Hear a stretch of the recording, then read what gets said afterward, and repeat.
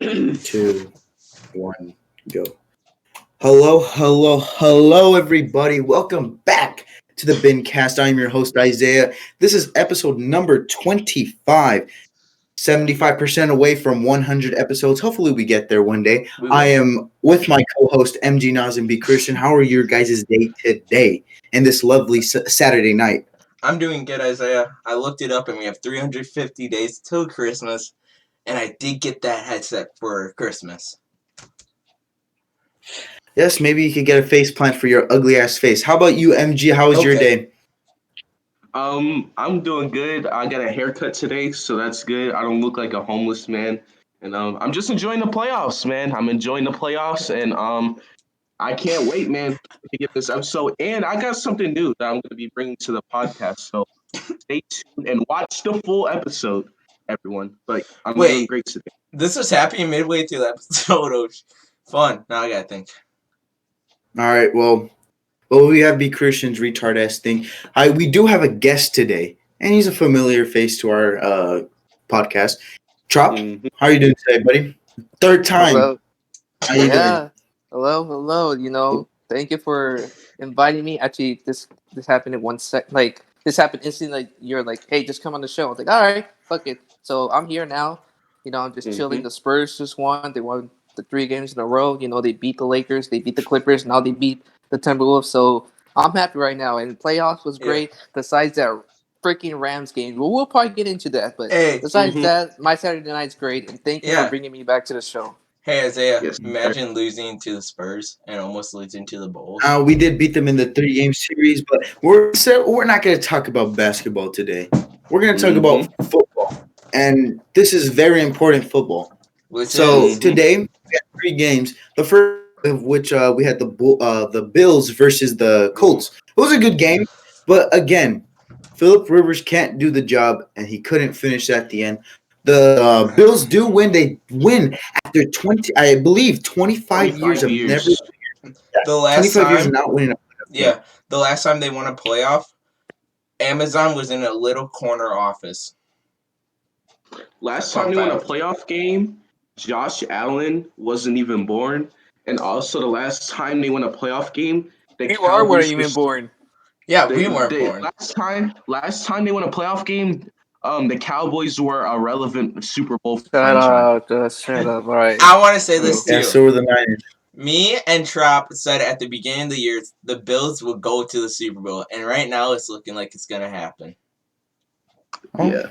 Okay. To the Cats fans, if that actually happens, do not give B. Christian any credit. Bruh. Yes, we did not give No. Credit. No, I said it after the Bills lost. I said, this was before I knew them. I said, the Bills are going to make it next year. I'm calling it. Just like you said, the Packers are drafting a wide receiver, but we can move on. We're gaining one this year in the draft. Okay. All right, let's keep on track here, though. Yeah, but then the next game, we did get to see the Seahawks battle it out with the Rams. Well, not a battle, actually. They lost to Jared Goff and a fucked up thumb.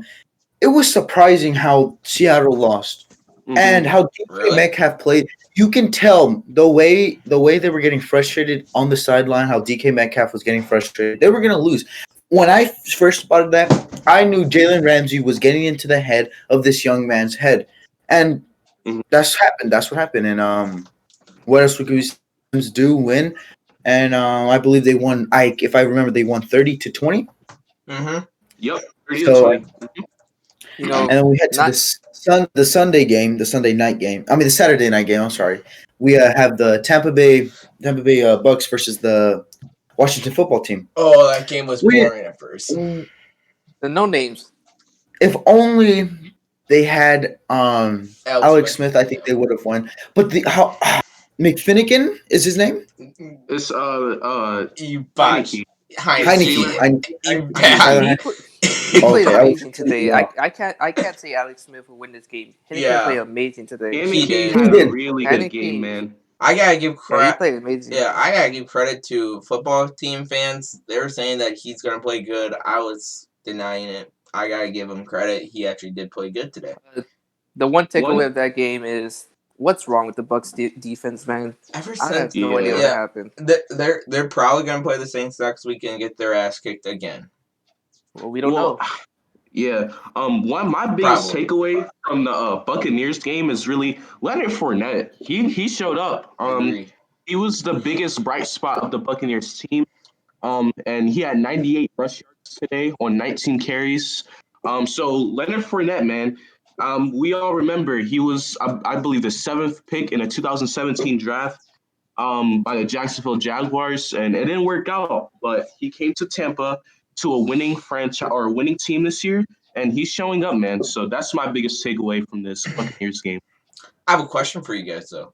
If the Saints win and Tampa do play them, do you think it'll be a blowout like it was the first 2 games? No. Tom Brady never gets blown out in the playoffs. He loses. He does lose sometimes, but never a blowout. And something else I realized today. Tom Brady finally won against an NFC East team in the playoffs since the early 2000s against MG's Eagles in the Super Bowl. Against Eagles. Yep, in 2006, the year I was born. That's the last time Brady beat an NFC East team.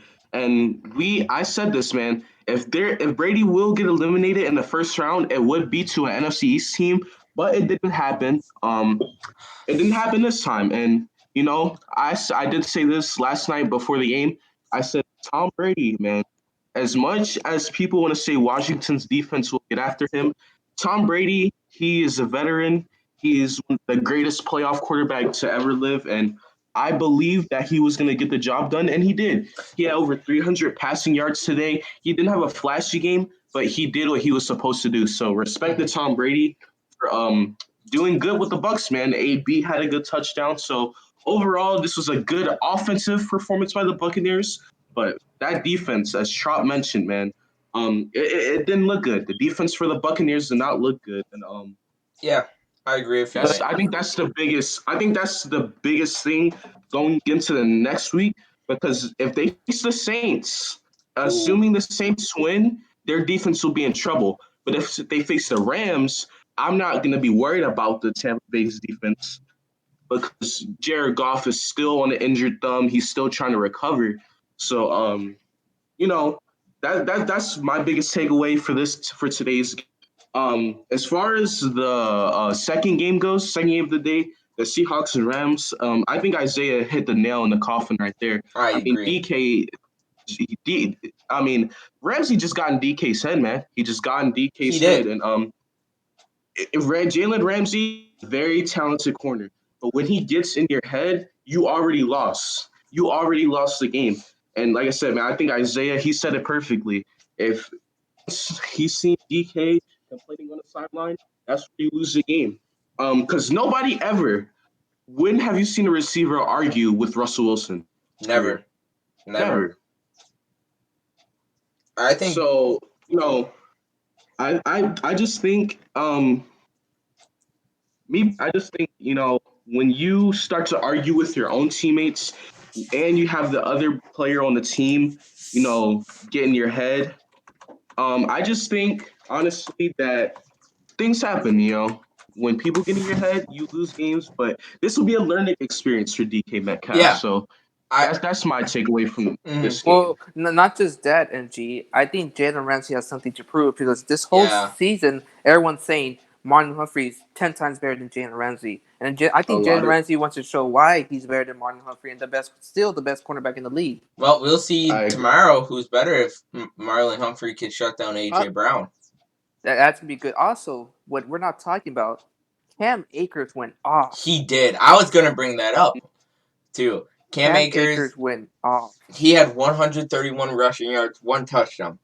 And I predicted, people, you know what?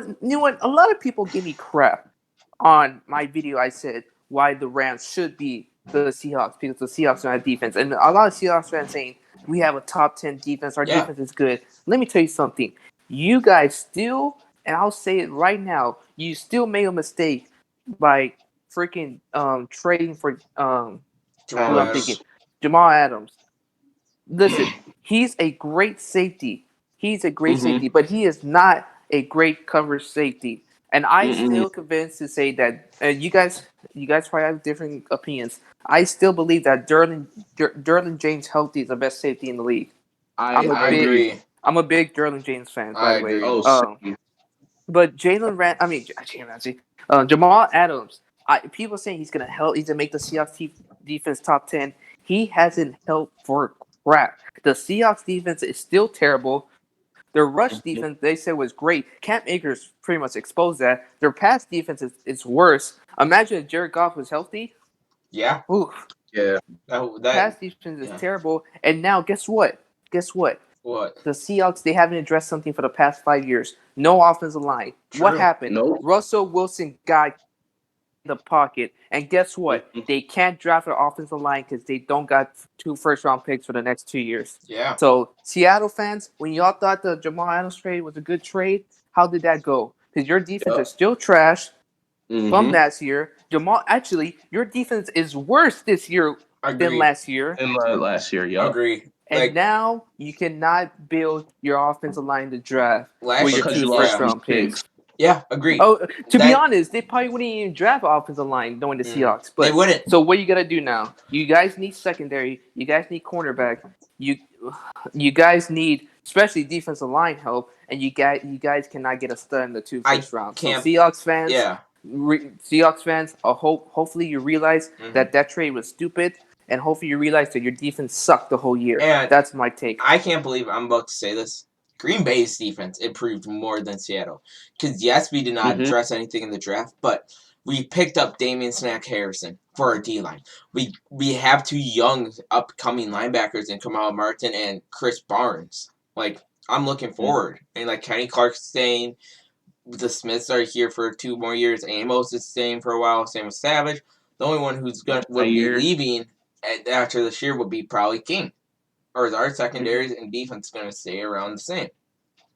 And with, like, for example, as you said, like, you guys have good contracts. Jamal Adams is a free agent next year, I believe. His contract is up. Like, that's correct me if I'm wrong. So Seattle had to give him money. But they still. Do you pay Jamal Adams? Because you still have to pay guys like Tyler Lockett, DK Metcalf, Chris Carson eventually have to get paid. And does Bobby Wagner want a new contract as well? So are you going to pay Jamal Adams and just forget about these other guys? Or are you going to say, you know what? We traded for him, the experiment. It didn't really work out well. He is not a good fit for our defense. He's not what we needed. And just move on? Or are they just going to look at it as Jamal Adams is a great player, so let's give him a lot of money? That's going to be the turning point of their offseason. The thing is, like, you traded 2 first-round draft picks. You have to. I think Seattle is put in the point where you have to resign them because it's going to be a bust of a trade. But sometimes you got to take the hit. You have to take the embarrassment to do what's best for the team. Because Jamal, like MG was saying, Jamal Adams' contract would take up contract space for Tyler Lockett, DK Metcalf, Chris Carson, Bobby Wagner. Like, these huge stars they have that they need to resign. Like, you're going to let one of the best wideouts, like second string wideout, walk because of Jamal Adams? No. You're going to want to sign him. Like, he's your future number 1. Yeah, right. And also, like, the other thing is that, and I was trying to tell Seahawks fans, the Seattle Seahawks tried to make Jamal Adams a cover safety. Why? Jamal Adams does pressure. Jamal Adams does best when he's putting pressure on quarterbacks. And before he got traded, when he was in New York, he had more sacks than every defensive line in the Jets. He is not great when he's a coverage safety. He's a box safety. He's a box safety. He's a big dude, and to be honest, he's like a linebacker. The way his size is, he's a fast linebacker. Like, Jamal Adams is a box safety, and when they tried to make him like a coverage safety, he got exposed most of the time.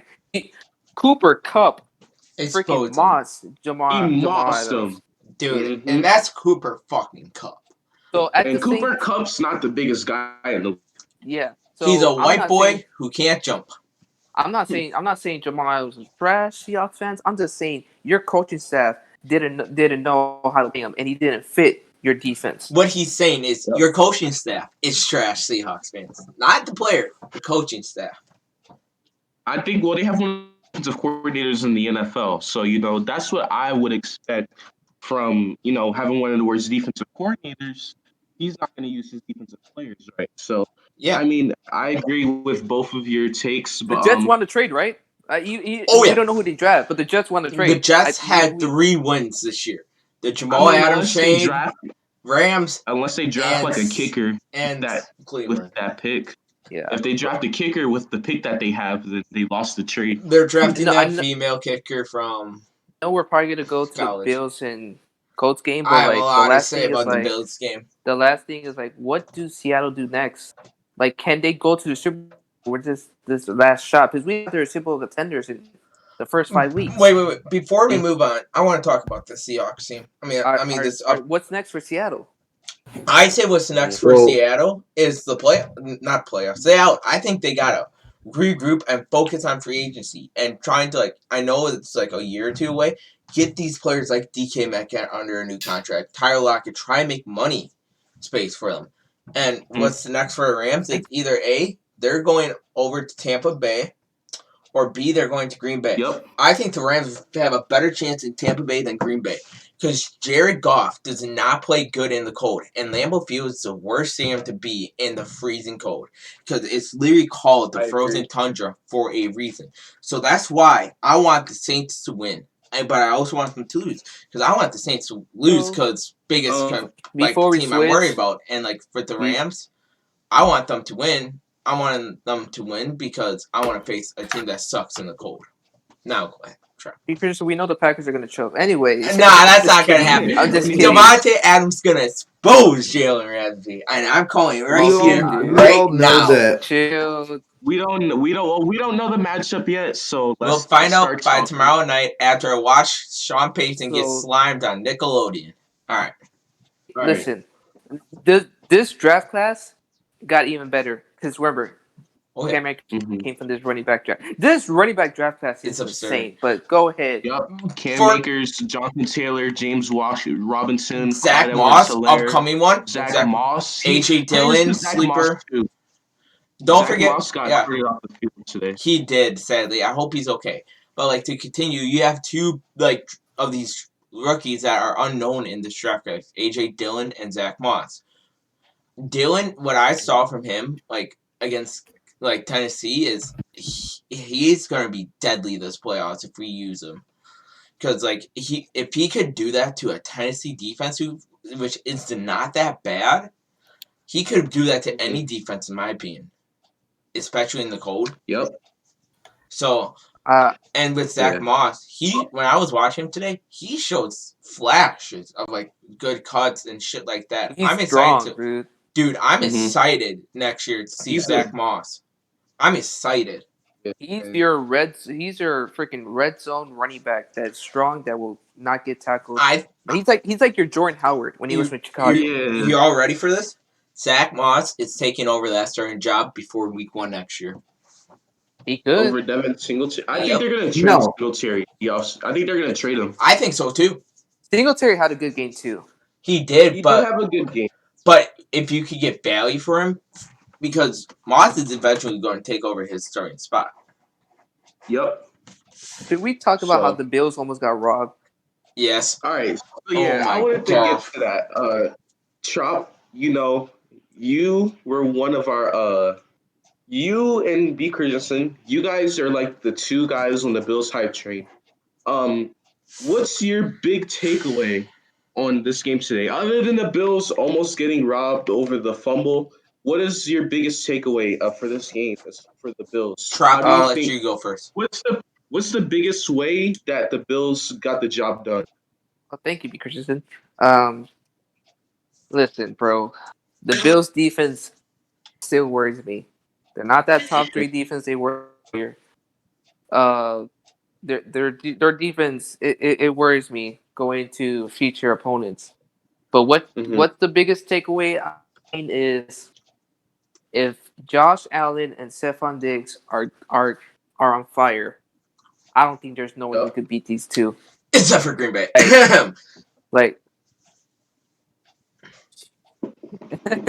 Anyways, Josh Allen and Stephon Diggs are just when they're going, you cannot just you cannot stop them. And also, what I've seen Mm-hmm. from Buffalo is their run game was doing really well, and a fourth Yup. Zach Moss got carted off the Got field. injured. Hopefully, it's okay. Praying for you, Zach Moss. Praying for But Zach Moss. Devin Singletary was doing great from the run game and the passing game, and Josh Allen was fantastic today. All these haters of Josh Allen, they need to shut up. This B guy money. was making throws.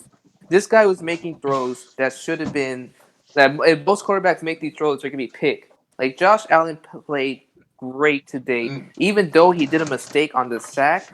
I'm glad he did Yup. that because now he's gonna learn for the divisional game. He's not gonna make those mistakes. Yeah. But Josh Allen did his thing. Josh Allen played his heart out. And you know what? Even though I did say the Bills defense worried me, that Mm-hmm. Bills defense in the last They in the last came up minute in the fourth quarter clutch. played great. It should have been a fumble. Should It have been a wasn't a fumble. fumble, but the Bills defense played great in the last They, couple minutes. Okay, look yeah. at saying how they were playing in the last couple of minutes, great. But they're gonna have to play better than a last couple of minutes of the game because they're gonna be facing powerhouses. They're gonna have to play the city, hopefully in the AFC Championship game because that's gonna be an awesome AFC They Championship. would be in the AFC Championship game. No. And they're gonna have to face Browns. Let's just say they do face the Browns in the divisional round. That's another juggernaut offense that they have to worry about. Yup. This is my problem with the Bills defense. Actually, the Could Browns they would be not. consistent? I want to say this: they would not face the Browns in the divisional round. The Browns would go to the Chiefs. Right. But I'm just saying they play one of these juggernaut offenses. Could this defense actually do its job? Because I'm not saying I don't trust Josh Allen, but like it. Can you trust Josh Allen to carry a team? I mean, he's probably done this countless times, but I want Josh Allen and defense to step up. You're in the playoffs. You got to step up. You have to. Especially if you want to go to the big stage, you have to go against the best offense you possibly in the league, in the Kansas City Chiefs, and then go to the NFC. You're probably going to have to face that awesome-ass running game with the Saints, and that heavy super god named Aaron Rodgers and his king Adams. This is gonna be a big test. This was a for that defense, even though it was just a couple of minutes. They did good, but I don't really think it was them that did the job done. I think it was just old man Phillip Rivers being Phillip Rivers. Mm-hmm. I'm not gonna take credit from the offense for doing its job. I don't think the defense should get praise for what they did at the end of that. Yeah. And at the end of the day, Isaiah, Phillip Rivers is not Aaron Rodgers. Phillip Rivers is not Drew Brees. Phillip Rivers is not Patrick Mahomes. Phillip Rivers is not even better than Baker Mayfield this season. So when you look at it, they could go against the Browns with Nick Chubb, Kareem Hunt, Jarvis Landry, and Baker Mayfield. They can go against Pittsburgh potentially. Even though the Pittsburgh offense hasn't been playing well lately, they still have a good offense with Juju, Chase Claypool, Deontay Johnson. So you're going to have to go against these better quarterbacks, guys who's better than Phillip Rivers. And you're going to have to go up against guys like Tyreek Hill, Travis Kelce. This Bills defense, man, you can't just play good. I get it. They play good at the end of the game. But you're facing Phillip Rivers at every game. So where you can make some mistakes and get away. And MG died.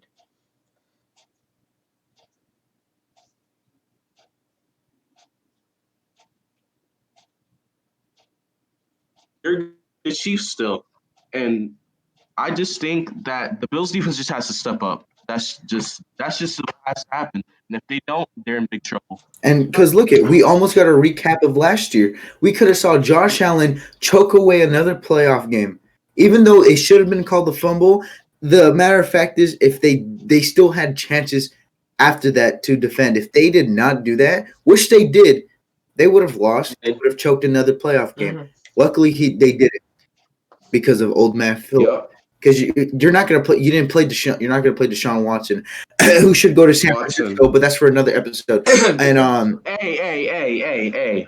But yeah, I honestly I don't trust the defense. I think the defense is still suspect, and we'll have to see. We're gonna have to see what their next opponent is, and hopefully they don't do anything stupid. Yeah. To my defense, man. I said the Bills' defense worries me a lot. I don't know what happened with the defense. It worries me a lot. So this defense is worrying me when they play like a Kansas City, Cleveland, or those two teams with the powerhouse. This defense Even Baltimore still. Yeah. Oh, Baltimore, yeah, because Baltimore has momentum. This defense really scared me. But I feel that if Josh Allen and Stephon Diggs are clicking, I think that could not match but compete with Kansas City's offense. And I think we all want a Bills and Chiefs AFC Championship game. I think I could agree on that. I'm down. Yeah.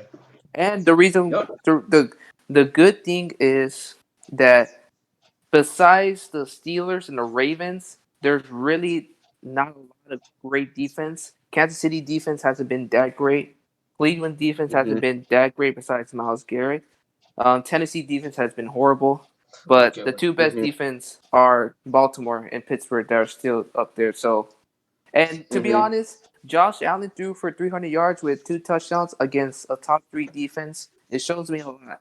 And he had a lot of pressure because the Bills expected to be in the AFC Championship game, and he did well. I know he allowed that sack that should not happen, but he had a lot of crazy throws that if it was like a average quarterback, it should have been picked.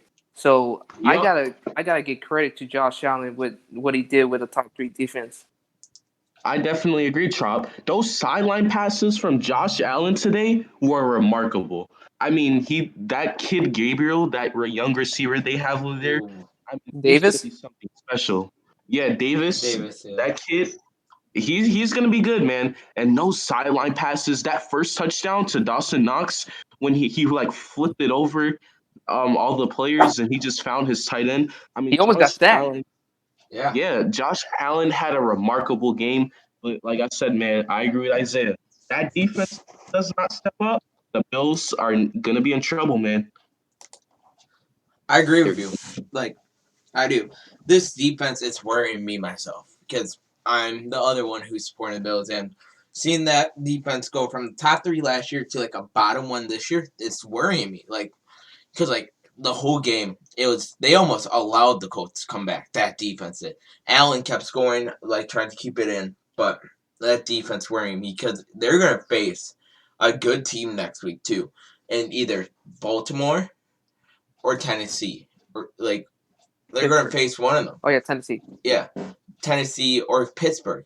Like they're gonna face a good team, and that team's not like they're gonna have a better quarterback. I'll take Tannehill, Lamar, and Baker, even Big Ben over Philip Rivers any day. Like, yeah, Rivers is an average quarterback. From here out, the Bills are going to be facing a top QB in the playoffs, and that's going to be worrying me. Even if they make it to the Super Bowl too, they're going to be facing either the MVP and a check down master Drew Brees, or the GOAT Tom Brady. They're going to be facing good QBs here out, and if that was a good QB, they would have lost that game. They would have. Like if the Bills had, like for example, as you said, if the Bills had to play Baltimore, that's a huge test because Baltimore is on a momentum roll. They are. If they win tomorrow, they're like a 4-game winning streak. So it's gonna be a tough test for Josh Allen and the Buffalo Bills. It will be, and something else too. Look at what Jonathan Taylor did. 78 yards, 1 touchdown. If they're facing a Derrick Henry, he's going to rush over 200. Or Baltimore?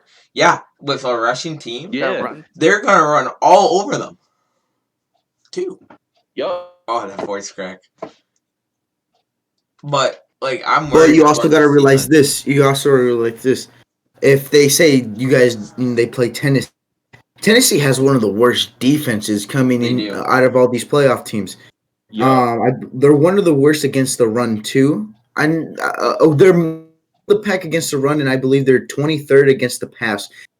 I think even if they do play them, I wouldn't be scared. The only teams that scare me, again, are going to be Browns, Baltimore, and of course the king of the AFC last year, Kansas City Chiefs. Those are the only three teams that scare me if I were to be a Buffalo Bills Bills fan. Jesus, yeah, but I not much, but I agree. We'll see. I agree too, but No one last was- time no one Derrick was Henry surprised. faced the Bills, Josh Norman got killed out there. Oh, that stiff arm. Yeah. He got sent to Jupiter. to get more stupider. Oh my gosh. No, but I think we all could agree.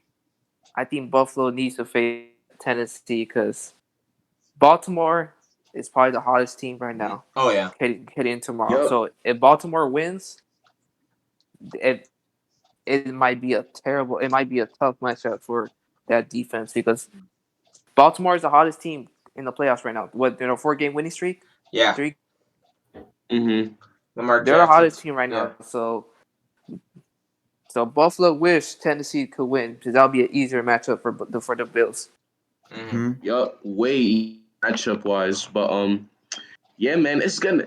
This Bills team has so much potential, and if their defense steps up, we all know in here that they can. The sky's the limit. If the defense steps up, the sky is the limit. It is. But moving on to Sunday, which this episode will be posted on Sunday. But we're going to give our predictions for the Sunday games. First game is, in fact, the Baltimore Ravens versus the Tennessee Titans. I'll start with our guest, Tropical Mayhem. What is your prediction and for the winner of this game, why will they win this game? This is tough. I went back and forth. Baltimore's on, as I said, Baltimore is probably the most, besides the Chiefs and the Packers, Baltimore is probably the most scariest team in the whole playoffs. Their offense has been amazing. Their run game has been with Lamar Jackson. You guys can make your jokes. He's a running back, but Lamar Jackson, J.K. Dobbins has been playing great. Gus Edwards. Uh, even though Hollywood Brown isn't the best, Hollywood Brown has been playing very, very well these past 2 games. So that's good for Baltimore. Mark Andrews, you got there, and their defense is legit. Marlon Humphrey, Marcus Peters as a corner. Their defensive line is amazing. All around, this team is scary good, and this team has momentum. So it's hard to pick because if you look at Tennessee, Derrick Henry, 2,000-yard season. You have A.J. Brown, Corey Davis. The problem is Tennessee defense. Their defense is really bad, but this is the reason why I'm going to make my pick. Last year, Tennessee, Ryan Tannehill was a below-average quarterback last season, right? We all could agree. Yeah. This year, Ryan Tannehill, in my honest opinion, I don't give a shit about the Pro Bowl, but if you guys put that to high standard, I think Ryan Tannehill is a Pro Bowl quarterback the way he's playing this year. Agreed. And Ryan Tannehill has improved. Ryan Tannehill has been taking more shots down the field because you guys remember last year, all Tennessee did was run and throw short passes to A.J. Brown because they weren't trusting Tannehill's skills, deep accuracy, and now Tannehill has just been throwing it. I'm going with the Tennessee Titans, and the reason why I'm going with Tennessee is I think Tennessee, yet again, is going to have a chip on their shoulder, just like last year when no one thought they're going to win any games. And now, in their home field, the Ravens are favorite when the Tennessee Titans have a record. I think Tennessee is going to come in and prove a point yet again. And I think Derrick Henry has been disrespected. And no one's talking about how amazing season Derrick Henry's had. The only 8 players to have 2,000 yards, but everyone's talking about Aaron Rodgers. And I think Derrick Henry is going to have a huge game.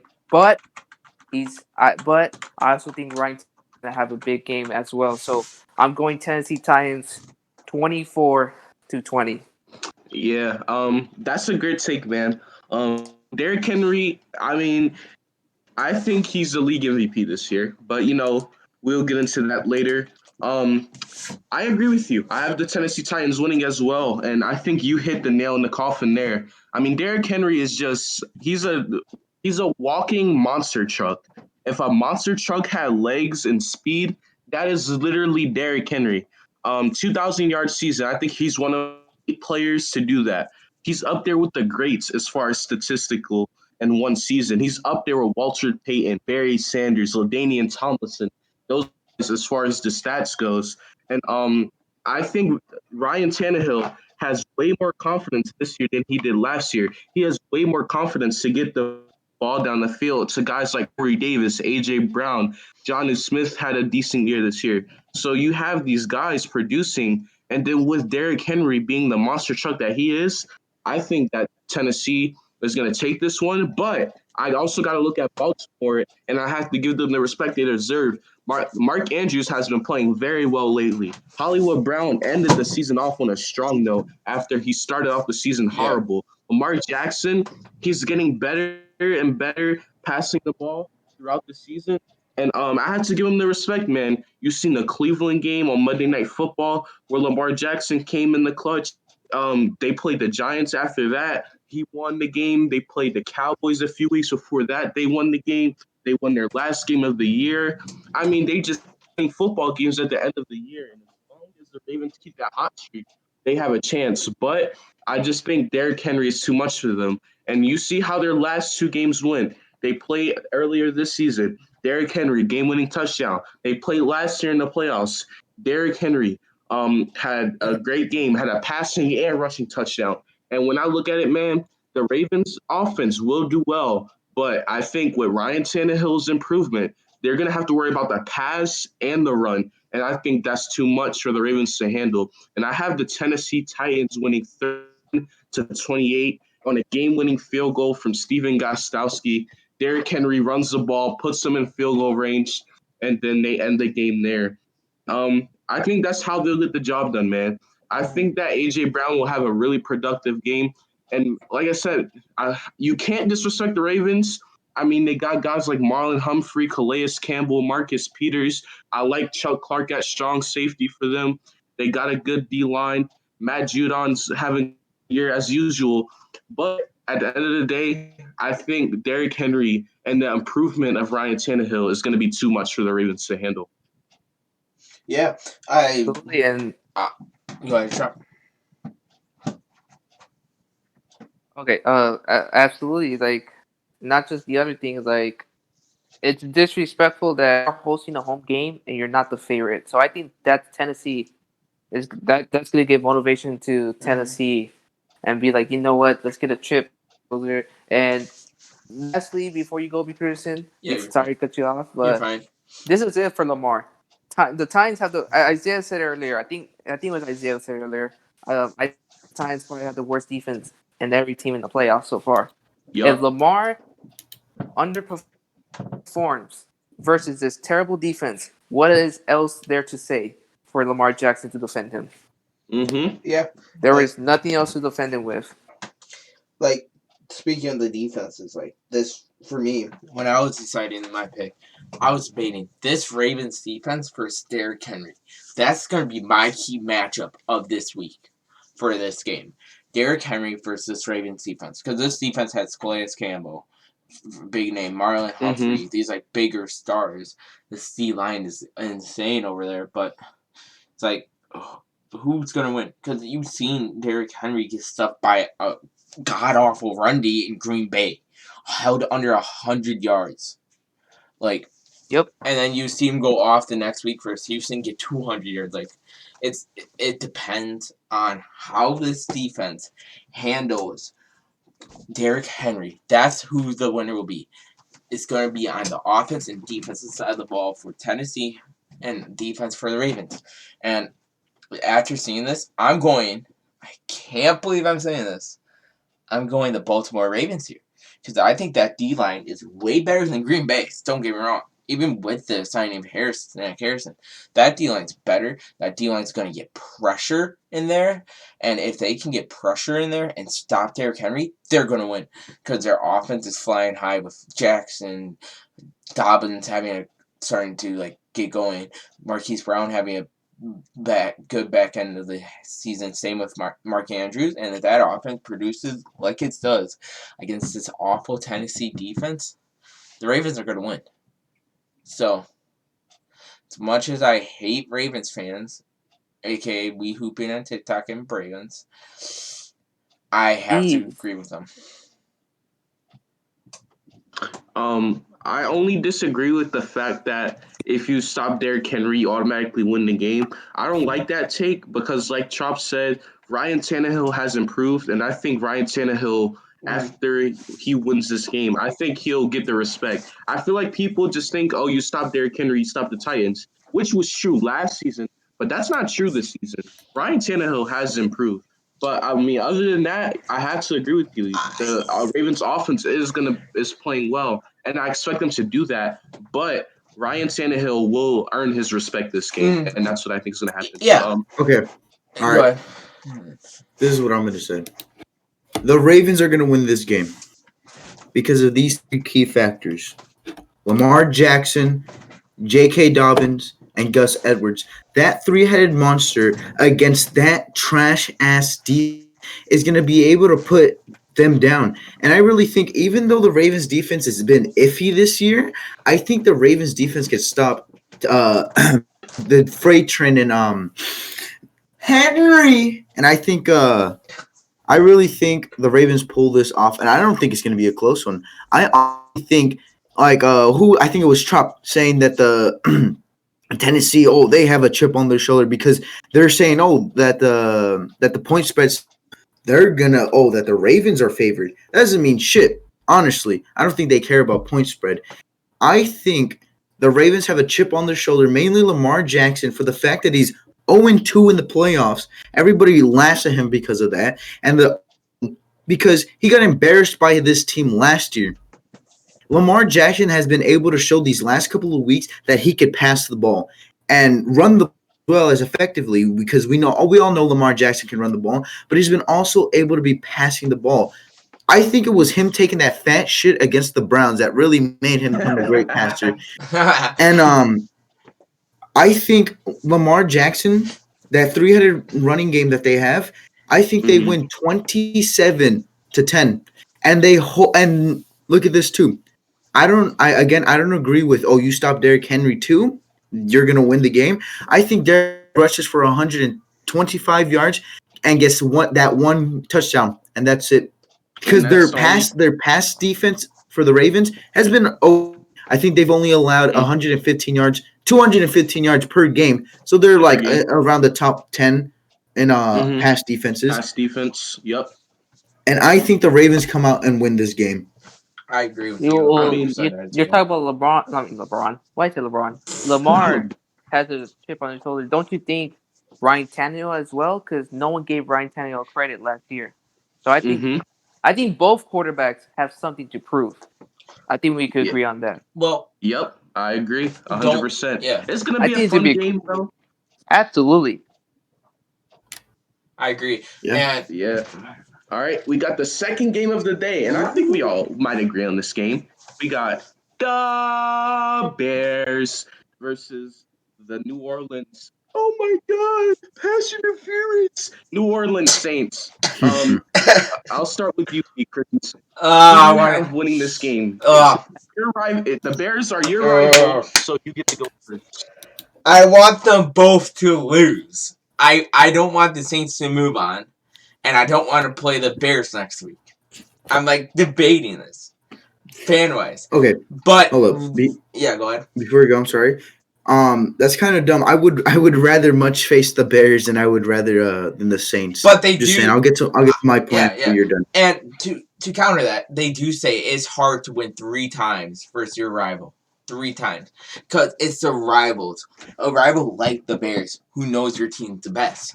So even if the Bears do beat the Saints, I think they could beat us the next week. But here, I'm going to be watching this on Nickelodeon. I want to see SpongeBob call the plays. But here I have the Saints winning for this reason. Darnell Mooney and Roquan Smith are out. Huge losses. You saw last week Robert Tonyan and Aaron Rodgers kill that team a lot. Devontae Adams did a lot too. Like, it was a team performance. But if with Jared Cook and Drew Brees, two amazing quarterback tight end duo, that's gonna kill this Bears offense. Like that missing that Roquan Smith is huge. Even on you put Thomas in the slot and put him on the slants, that's gonna kill them too. Because they're gonna have an inexperienced linebacker versus a top wideout in Michael Thomas. Their linebacking core, not to cut you off, but your linebacking core, before you finish this, is Marquise Mingo, Danny Trevathan are their top two guys. I agree. I believe. Yeah, that's still not impressive. I think even if the Saints do not have Kamara, they'll still win though. Because don't get me wrong, Kamara's going to be a huge loss for them, hands down. But I think if you look at last week's game against the Packers, the Bears should not even be in the playoffs because how embarrassed they were by the Aaron Rodgers and the pass attack. And the Bears. Yeah, go ahead. The Bears. Go ahead, finish. And on the offensive side of the ball for the Bears, Mitchell Trubisky, don't get me wrong, he's been doing good these last few weeks, except for when he faced Green Bay twice. But I think this Saints defense is different from the last time they played too. This Saints defense has gotten better overall. They've been stepping up, and last time they took them to overtime.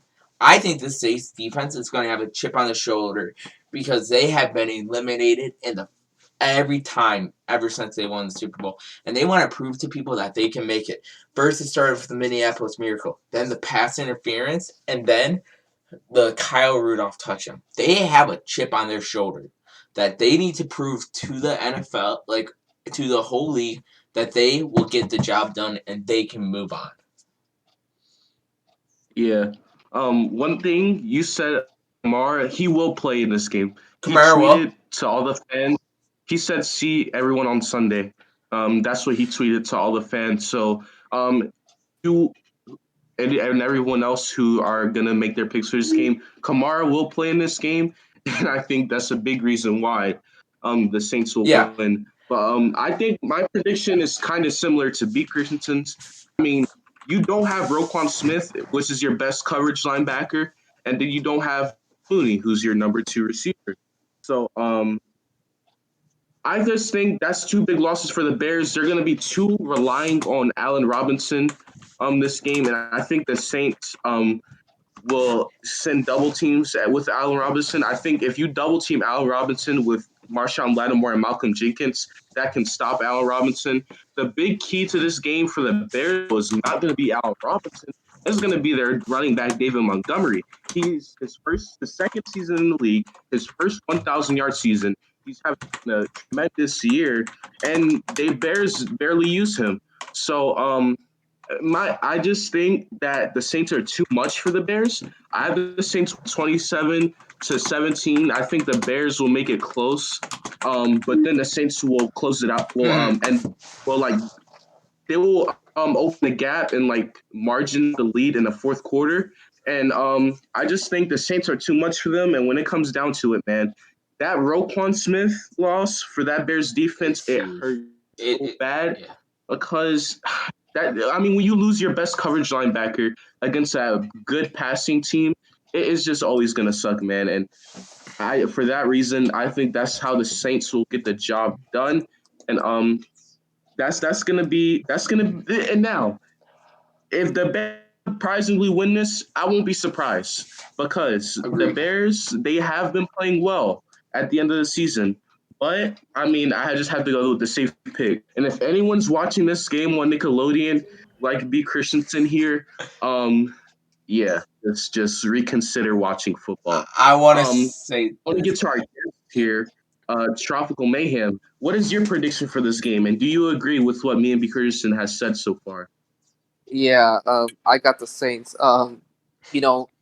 Casual NFL fans, when they think of great linebackers, they think of Bobby Wagner, they think of Fred Warner. They never say Roquan Smith. Damn right. People need to realize how good Roquan Smith is. He is the heart and soul of that Bears team. Yup. And him not being there it's a tough loss. Now, I will say Danny Trevathan better step up his game. He's been playing not that great this season. This is a big test for him, and he needs to step up his game. But the number one thing that the Bears need is why. And everyone thought, and the Bears fans thought this guy could be a beast. This guy could be the next great Bears receiver, and that's Anthony Miller. Ooh. Anthony Miller, you probably never watched this podcast, but you've been playing like crap this season. Darnell Mooney took your spot, and now he's hurt. The team is relying on you, so Anthony Miller, you better not be dropping passes and pick up your shit. But I got the Saints win this game, and Alvin Kamara playing is going to be huge, and I don't know. Jared Cook might have a big game. I think he will. So Yeah. I got the Saints winning this game. It's why are you gonna watch it on Nickelodeon? Because I want to hear Patrick and SpongeBob be the announcers, and I want to see Sean Payton get slimed. Okay. Anyway, Well, I have the Saints winning this game, but I feel bad for the Bears, Yeah. and a lot of players need to step up. Mhm. Anthony Miller. I agree with you, Trop. But before Yup. we continue, MG, there's one thing that I kind of did not agree with when you were talking. I think even if I don't like, you're saying the Saints are going to shut down A-Rab. Okay, explain to me how are they going to double team? It's Yeah. a double team. explain to me how are they going to shut down A-Rab when they couldn't even shut down Alan Lazard? Tell me. I mean, they didn't double team Alan Lazard. They were main focus was on Devontae Adams. Devontae and Adams Alan was Lazard got out that game.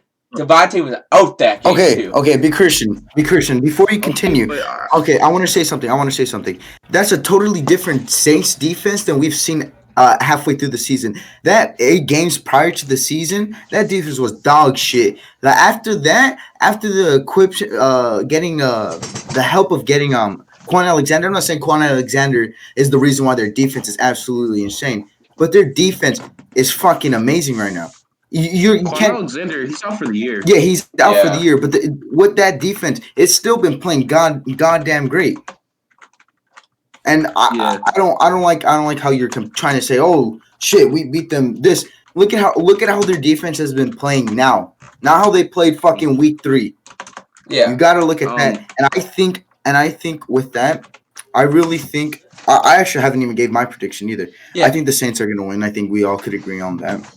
And I also think that that you guys were saying, I think it was, I don't know who said this, but that you guys were saying how the Bears were doing good, and I honestly think those were fluke. I think that was a fluke. I think that the excuse me, I think that the I'm so sorry, Jesus Christ. I think the Packers exposed them because they got ran on. Literally, they got passed on, but they just got stomped on. They got chewed up, spit out, stepped on, put in a doggy shit bag, thrown in a piece of lava. They were exposed, and I think it's not going to be a close game. I think MG said it was going to be 27-17. I think we're going to get another blowout. I honestly think it's going to be a 35-10 game. Yes, I'm saying 10 again. I think Mitchell Trubisky isn't the guy. He can scramble all he wants, but that defense is going to slow him down. I think they're also one of the best teams against the rush. I think so too, because when all the games I watched for the Saints, they shut down the rushing people. They shut down Montgomery. They shut down Jones. They shut down Sanders. Like, they shut down these top running backs. So I think they did shut down Sanders. Sanders had an 81-yard touchdown and he did. I'm thinking about someone else, but they shut down these running backs. Like, I can't remember everyone they played, but when I do watch, they do shut down the run. So that's another reason why I have the Saints winning. One thing I disagree with Isaiah is that I agree that the Bears offense won't be that good this game. I think Trubisky isn't the answer, but I don't think the Saints will put up 35 points. I think they'll put up something around 27 because, first off, the Saints haven't put up over 30 points in so long. Drew Brees this is only his 3rd week back coming off of tearing like 9 or 10 ribs. Yeah. So he's still going to be slowed down. You have an aged quarterback versus a great pass rush, I don't think that the Saints will put up 35 points I don't think because so either. just because of that factor. I think they can put up around like 27 or 25, but the reason why I don't think they will blow the Bears out is because Drew Brees is an old quarterback coming off of a horrible rib injury that most quarterbacks should have been out for the year Mhm. against. And that's the only thing I disagree. But Christian, you had asked me earlier about double teaming, A-Rob and Yes. stuff. Like I said, they weren't double teaming Alan Lazard against the Saints. They're gonna, and I said the only way they shut down A-Rob is if they double team A-Rob with Marshawn Lattimore and have a guy like Malcolm Jenkins come help, or like Marshawn Lattimore with like C.J. Gardner Johnson, Mhm. guys like that. Double team A-Rob to stop them. But if it's 1-on-1 A-Rob versus Lattimore, give me Allen Robinson all day because Allen Robinson has shown against good corners when the Bears played the Saints earlier this year, A-Rob had a productive game. He did. Marshawn Lattimore, so. He did. This is why Anthony Miller could play a big role. Yeah, because like Good. number twos, people always don't expect them to have big games when they do. Like for example, is Alan Lazard. His big game was against the Saints, so I see it from Miller. Mm-hmm. And fun fact for you guys, I bruised some ribs against when the Packers played the Saints. MG, you were there when Drew Brees. Yeah, I pulled a Drew Brees before he did it when the Packers played the Saints this year. For fun fact for you guys. Yeah, because you tried to jump off of something, so you have a lot of. Every time we bring up ribs and Saints, I get flashbacks. Gets traumatized. I get because flashbacks. The last time he broke his ribs or cracked his ribs, it was like when the Packers played the Saints, and he was being too hyped while watching the Packers versus the Saints. And I was hyped off of an Alan Lazard deep bomb too. Fun fact too. So I got two X factors. If I could say them. Yeah, go ahead. Cool with you. Yep, go ahead, go for it. Malcolm Jenkins, he's been playing great this second half, and this guy, you guys haven't even brought him up. First of all, he could be a problem for the Packers for the next 5 years. Don't you say? This guy is a beast. This guy might have a big game, and I predict this guy will have 2 touchdowns. My X factor for the Bears, Cole Kmet. Damn it! I knew you were gonna mention Cole Kmet, and we will stop him, Trop. I'm telling you. Cole Kmet's a beast. He's a beast. Don't get me wrong. I'm worried about him in the future, but dude, I think those are 2 good X factors. My X factors are, I actually have Malcolm Jenkins, like Trop said, for the Saints, and my X factor for the Bears is Anthony Miller. B. Christensen, are you reading my mind? I have literally the same. Yeah, Isaiah. My brain. Who's your X factor? Do you have any X factors, Isaiah? Alvin Kamara for the Saints. Because if Alvin Kamara could just run the ball like how he has been, they're gonna win this game. And for the Bears, for that defense, you have to see Khalil Mack be Khalil Mack, and he's gonna have to be that X factor for the game. Have a chance. I think there's a chance the Bears win because they lost again. One of the best linebackers who doesn't get talked about, and Roquan Smith, and that's a big miss in the pass coverage. If Mac could get to Breeze faster, this game could be closer. Yeah. But I don't think it's gonna happen. But he is gonna have to be an X factor for the game. And before we move on, NG did say the Saints have not scored 30 points in a while. Wow, that is false, my friend. Because they scored 33 versus Panthers and 52 versus the Vikings. Holy shit. Wait, they scored 50 versus the Vikings? 52. Yeah, that was Alvin Kamara. He had 6 touchdowns. All right, my bad. You're fine. Friday game that nobody watched because everyone was watching Christmas basketball. I was watching it. I was watching it because it determined. No one was watching that game because we were watching basketball on Christmas Day. Hey, I watched both. My team played in the morning for basketball. And this game where they dropped over 30, that was the beginning of the year. I remember the Panthers game, but that was like 3 months ago. But the Vikings game, no one watched that. Like, if you watched that, you must have not You must have hated NBA because everyone was watching NBA. Hey, I the love day NBA. My team Oh, plays. because I think what's it called again? The Knicks beat the Bucks. The Nets No, played no, the no, Celtics. no, Oh, the no, Nets. no. We played the Warriors that day and we blew them out. Oh, that's right. Yeah. That's right. Yeah, Christmas Day. Then we Still lost to the can't believe y'all Knicks. lost to them though. Yeah, I you can't wait. Why were believe you you. watching the Bucks game? Why were you? I were. And then after I watched the Saints game. I was I done were? in the. I was. Fuck off. But anyways, moving on to our last game. In my opinion, the best game of tomorrow. We have the Pittsburgh Division Steelers rival. hosting the Cleveland Browns. The Browns are without Kevin Stefanski coaching, and they do have some key injuries. Isaiah, who do you have winning? Yep. Earlier I was saying how the Browns have a great offense, how they have a good offense and they could beat the Bills. But you're not playing the Bills defense. You are playing one of the best defenses, in this playoffs. In that Steelers scary ass defense. It wasn't as scary as it used to be, Right. but it's still something you gotta watch out for. I got the Steelers winning. I'm sorry, Browns fans, but I really think with all the COVID tests, you got your head coach, tight end coach, offensive line coach, wide receiver coach, your left tackle coach, the sandwich man. I think they all have COVID, and it really sucks for the Browns. I'm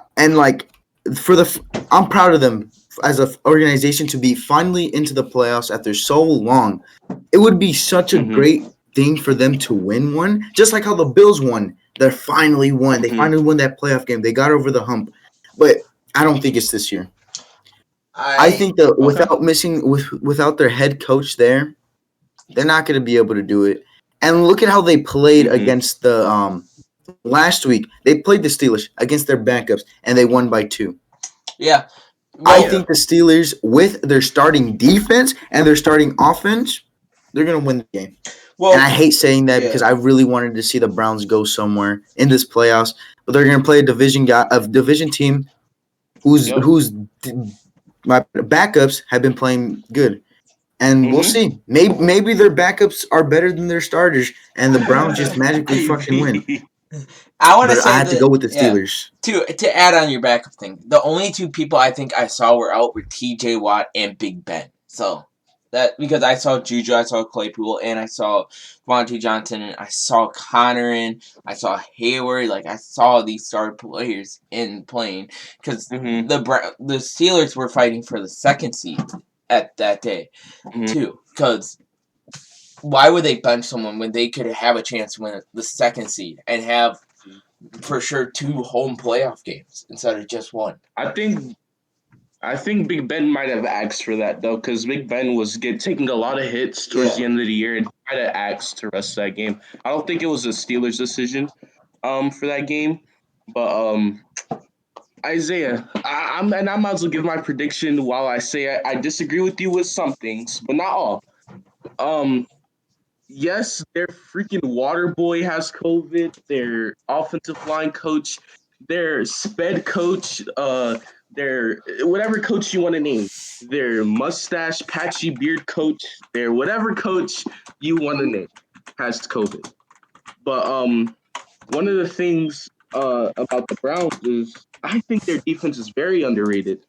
Yes, they're not the best defense, but no one likes to give the Browns defense their respect.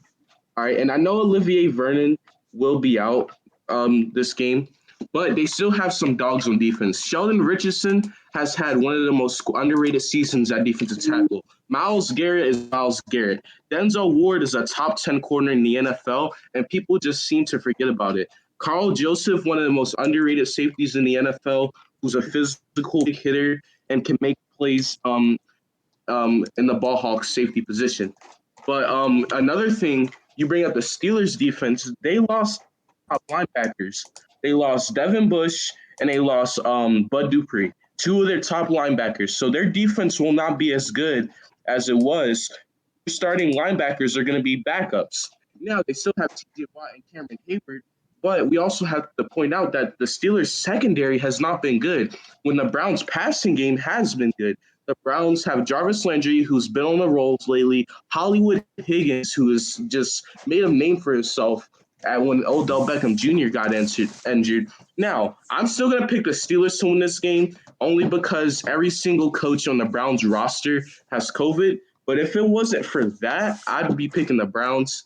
And I have the Steelers winning 24-21. I just think without the coaches, without the play calling of Kevin Stefanski for the Browns, I think it'll just affect them. But if they did have their coaches, I'd definitely pick the Browns to win because I think the Steelers defense has gone down a little bit, and I think the Browns defense needs to be talked about more, and that's what I think. Mm-hmm. And I agree with you on the Kevin Stefanski not being there. I think that's going to be the main reason why they don't win this game. Yep. And I would have chose them as well if their head coach was there with the play calling. But I think the Steelers are going to win, and I hate to see that. I want to see Browns fans happy because when was the last time Browns fans were happy? Because whenever they make it to the playoffs, look at 88. No, I think 88. The 90-yard drive from Elway, and then I think a couple years before that they fumbled at the goal line. Yeah. And in 2002, the last time they made the playoffs, they choked the 24-7 lead to the Steelers in Pittsburgh. Actually, I think they won in 2008 as well. And they lost. They didn't go in 2000. I think they barely missed it in 2008. Okay. But in 2002, I know they choked to the Steelers in the playoffs. They were up 24-7, and they choked the lead. The last time they were in the playoffs, they played the Steelers. So yeah, this is gonna be a big game. But Trop, what is your predictions for this game, and why do you think the winner you choose will win this game? This is unfair for the Browns. I don't know, be Christian's pick, but I think if the Browns had their coach or are their coach and don't have to deal with COVID problems, I think the Browns are winning this game. I think most of us could agree on that. Yes.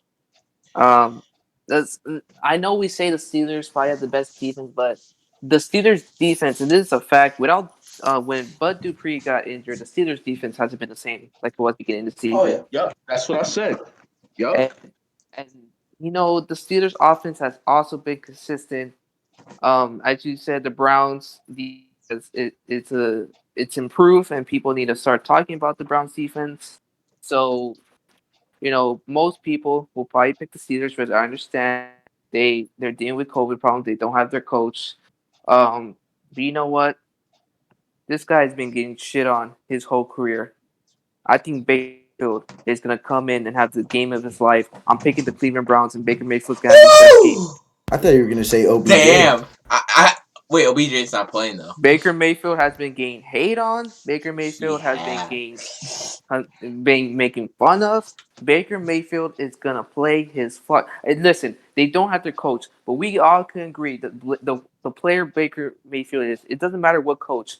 Baker Mayfield is gonna play his fucking heart out this game. He's gonna do everything to win this game, and I'm having the Browns. And if Baker wins this game without his head coach, the shit talk better stop on Baker Mayfield. Isaiah, I'm the only person who got when you said OBJ, when Trops said what he said. Yeah. I got why you said it. He's been hating on his whole career. But with me, I agree with you that. I agree with you there, Trop. I think Baker Mayfield has been getting shit on a lot, and but I think he deserves it as well. Last year, underperformed, and the shit talking was well deserved. The man had more commercials last year than he had wins. Like, when you play like that, and then the way how he acted last year, he literally had his two top wide receivers asking other teams to come get them last year. So he deserves the hate, but the way how he handled it this year, 100%, he should have a chip on his shoulder. And what happens? Let's see what happens. Maybe he wins, maybe he doesn't. But we'll have to see. To let B. Christian go, me and MG, we had the debate kind of defending Baker. It is, MG, you could probably agree and back me up. It's not easy when you have a new coach every year. It is not easy for a quarterback. And with Baker, and the stats are correct, Baker Mayfield plays better without OBJ on the field. It sucked that OBJ got injured, but when the Browns were on the field, Baker was force feeding to OBJ. He was. OBJ to San Francisco. When Let's make it he's happen. OBJ's off the field, he spreads the ball around, and that's better for the team. Because, like I said, guys like Hollywood Higgins, who a lot of people still don't know who he is. If you're a casual fan, you don't even know who he is, but he has come on after the OBJ injury, and that's because Baker is looking at these other guys and saying, "Hey, I have more talented receivers." And I just think the loss of Stefanski is really going to hurt. I want to pick the Browns so bad, but I just can't do it. But B. Christensen, what do you want to say about this? This Brown team's they're facing adversity with this game right here. They're facing adversity of you can't do shit. You're gonna shit the bed. You're not gonna do this. You're not gonna do that. The Browns are gonna have a chip on their shoulders. But the Steelers, they're also going to have a chip on their shoulder because they've been hearing talks all year how they're not a real team. They're going to get their ass kicked. They're going to be one and done. Like, they both had a chip on their shoulder. And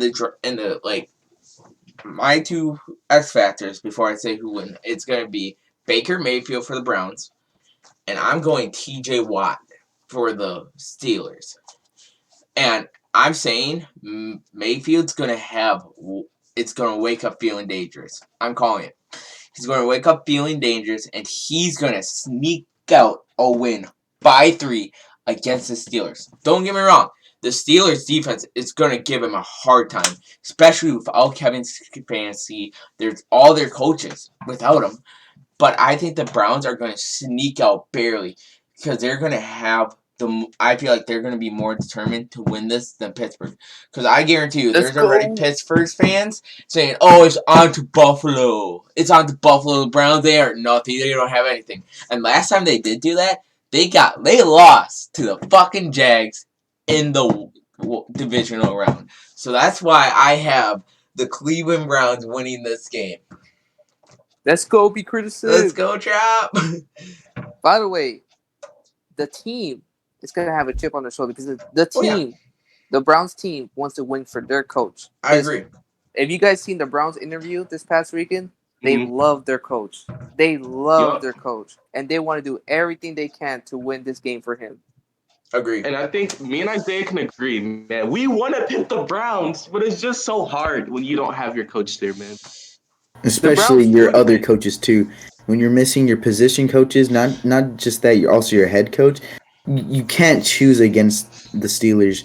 I'm sorry, but I want the Browns to be successful. We all do. I mean, the only team that I don't want to see successful is the whole NFC West except the 49ers and the Cowboys and the Chiefs and the Packers. There it those is. are besides it. And but to see this fan base be in misery for so damn long to finally be able to make it to the playoffs since 2002, it would be their Super Bowl to win it. Their Super Bowl if they had beat Pittsburgh, especially Pittsburgh, who's been their most hated rival.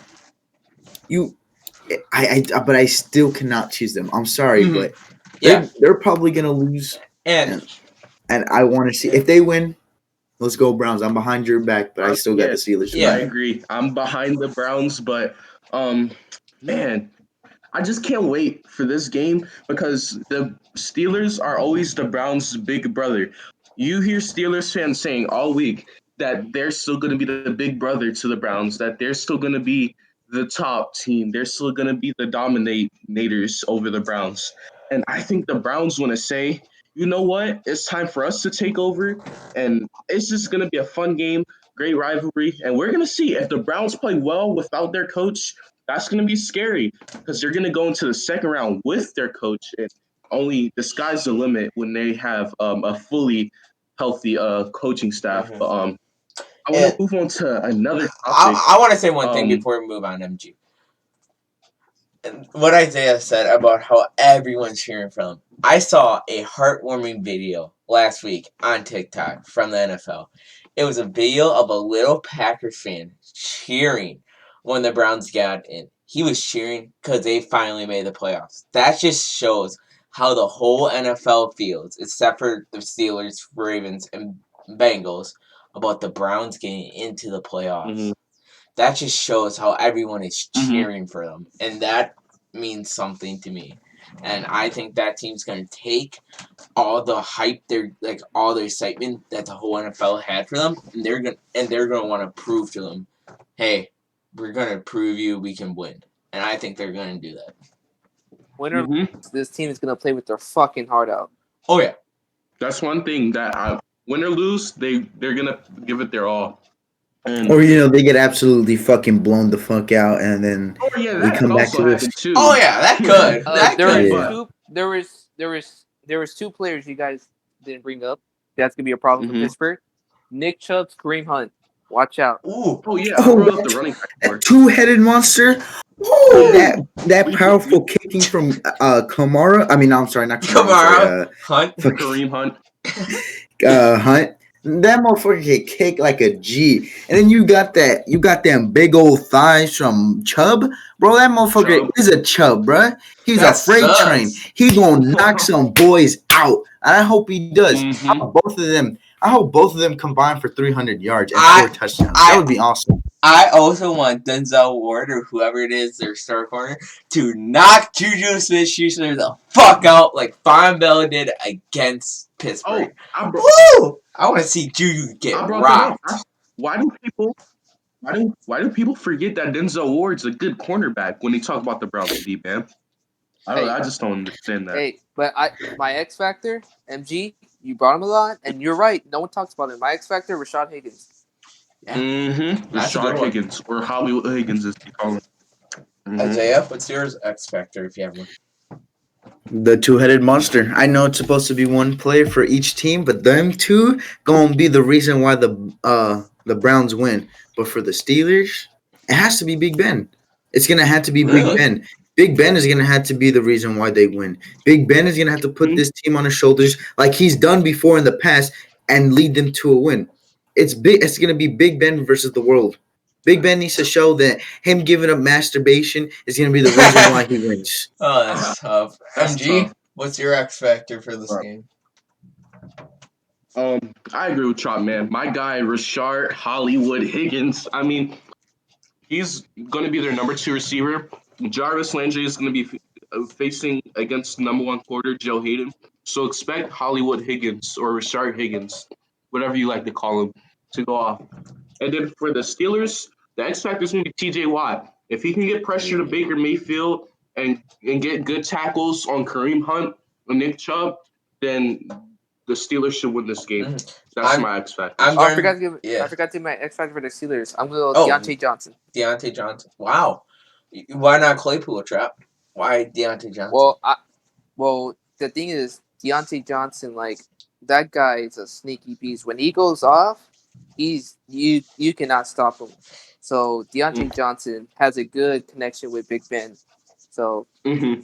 But he also forgets what his hands are used for sometimes. Well, when he actually catch Isaiah, when he decides to catch, he's a beast. When he decides to catch the ball, unlike Aguilar. But Aguilar did catch the ball this year. What do you mean? Aguilar has actually been catching the ball for the Raiders. I know, and look, if Deontay Johnson can catch the ball, just like Aguilar has been, Deontay Johnson can be good. Man, that's the thing. Why are we talking about these receivers? Like, they're wide receivers, right? We shouldn't be criticizing them for dropping the ball. We should be criticizing them for something else. It's sad that these receivers these days can't even catch the ball. Let's move on to our next topic, and I love doing these. This is our end of the season, end of the regular season, and we're going to talk about some of our awards. And, we do MVP last on this podcast for every sport we do. We always do MVP last because that's the biggest award. But we're going to start off with the award of honor, the award of heart, the award of your personality. We're not going to start on the field. We're going to start off the field. Oh, shit. One of the greatest players of all time, Walter Payton. One of the greatest players of all time, man. One of the greatest players of all time. He was a great man on and off the field. And I want to start with my Walter Payton Man of the Year. And this year, I think, and I know this guy, he's in it every year, but it's J.J. Watt. When you look at this guy, not only his on the field, the heart and the desire he gets But this guy off the field, I mean, I don't know if you guys really know about like his foundations and the stuff he I does for do. his community, but it's just insane, man. JJ Watt is just he's a great guy. The city of Houston loves him and year in and year out, no matter how bad he's playing, no matter how good he's playing, no matter the injury, he's always gonna put his heart out to Houston. His personality in the locker room with his teammates, they all love him. You never hear anyone complain about JJ Watt, and he deserves it again this year, man. During this pandemic, JJ Watt has helped a lot of families, and that he I think that he deserves Walter Payton Man of the Year this year. I don't think J.J. Watt's a But nominee for it Trump, because I'm looking at the list. It says Michael Thomas for Houston Texans. really? Yeah. Yeah, he's not on the list. Yeah, you're going to have to change JJ yours. Watt's not on the list. No. Wow. We'll give you a minute here's to the come up thing. with a new one. No, you know what? Since Michael Thomas somehow isn't on the list, then my Walter Payton Man of the Year is Russell Wilson. Then, Damn it, MG. I mean, he's another guy who his personality off the field and in the locker room is great.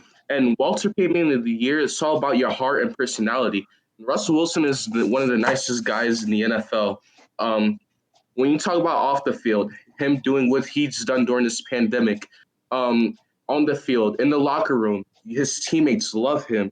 And it's just, I know Russell Wilson is one of the nominees this year. And if he doesn't win MVP like people thought he would this year, He's he not. definitely is going to be up there for Walter Payton end of the year because I believe that Russell Wilson is the nicest guy in the NFL. Besides He J.J. continues Watt. to prove that year in and year out. Hey, I just want to say it. Yeah, The two besides nicest Watt. people in NFL went to Wisconsin. Okay, who cares? I care. Why does Wisconsin have all these great guys and then we have B. Christensen? And then we have you. I'm, but I'm gonna agree with MG, dude. As a 49er fan, I hate Seattle. I hate them with a bloody passion. But you can't hate Russell Wilson. He's too nice. He's too nice. You can't hate him. And I think he's going to get Man of the Year, too. Because I don't really know anybody else. And I think Russell Wilson's always been a good guy. And I think also he should deserve MVP, but not after today's performance. Mm-mm. Well, I know someone else is gonna win. Trap, go ahead. Who is it then?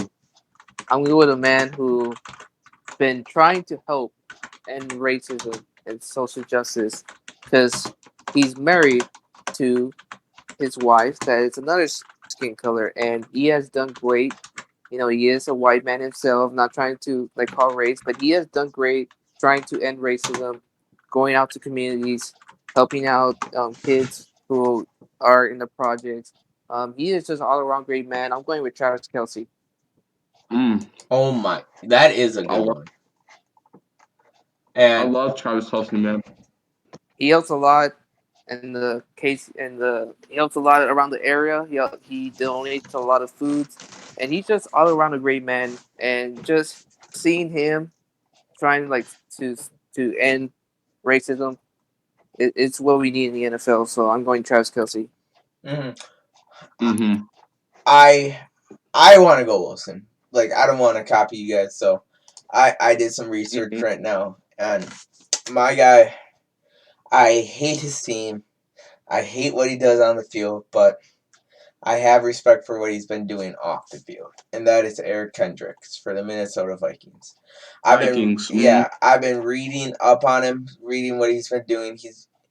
He is helping deal with this racism stuff happening. I like to see that, like, not to get too political and stuff. I'm just going to leave it at that. He's helping out. He literally, on his day off, went to help out a small business, gave him a $2,500 check during this pandemic, and he's, like, helping out kids. He even made his own documentary about race, too.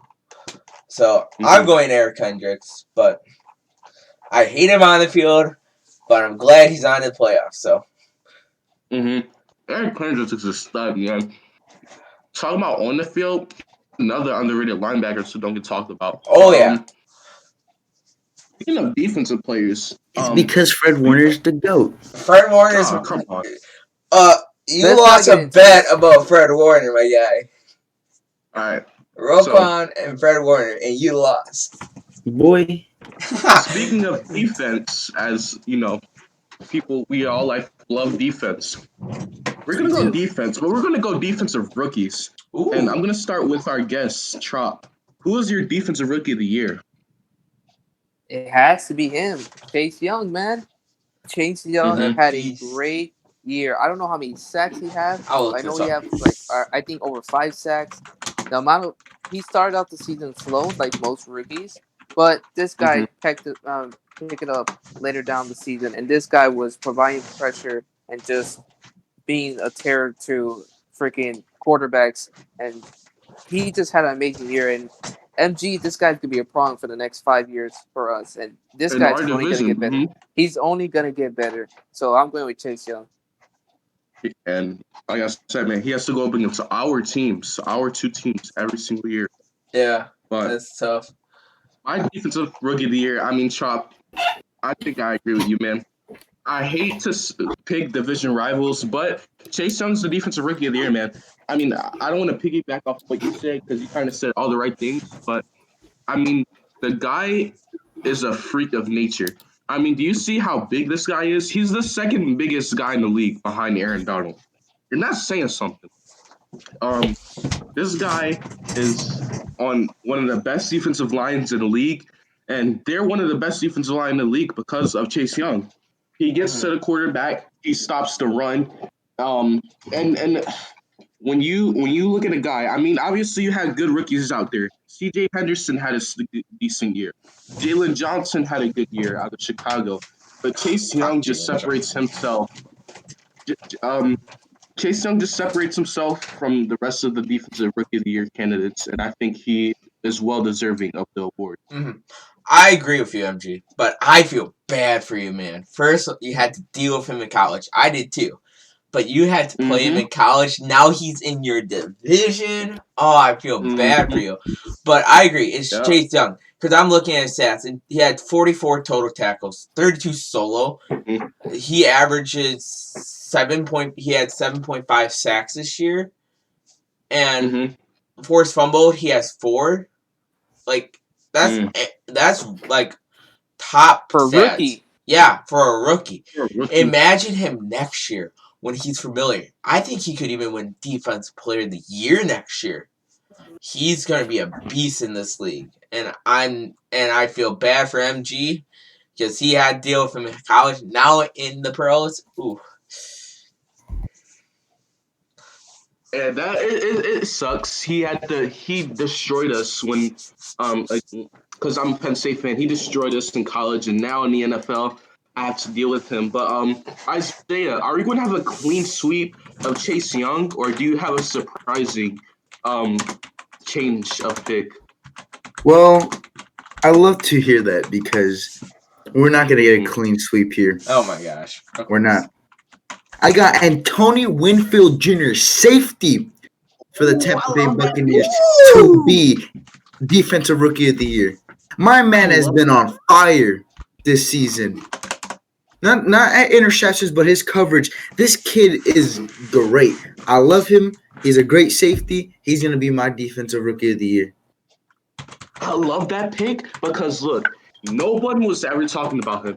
And, you know, I'm not going to talk much about him, but look, his father was a corner for the Minnesota Vikings, and his father was good. But this guy coming out of college last year, when I was doing mock drafts, he was mocked for me and some of my mocks to be in the first round. And obviously, you got good safeties rookie-wise like Jeremy Chin, Julian Blackmon from the Colts.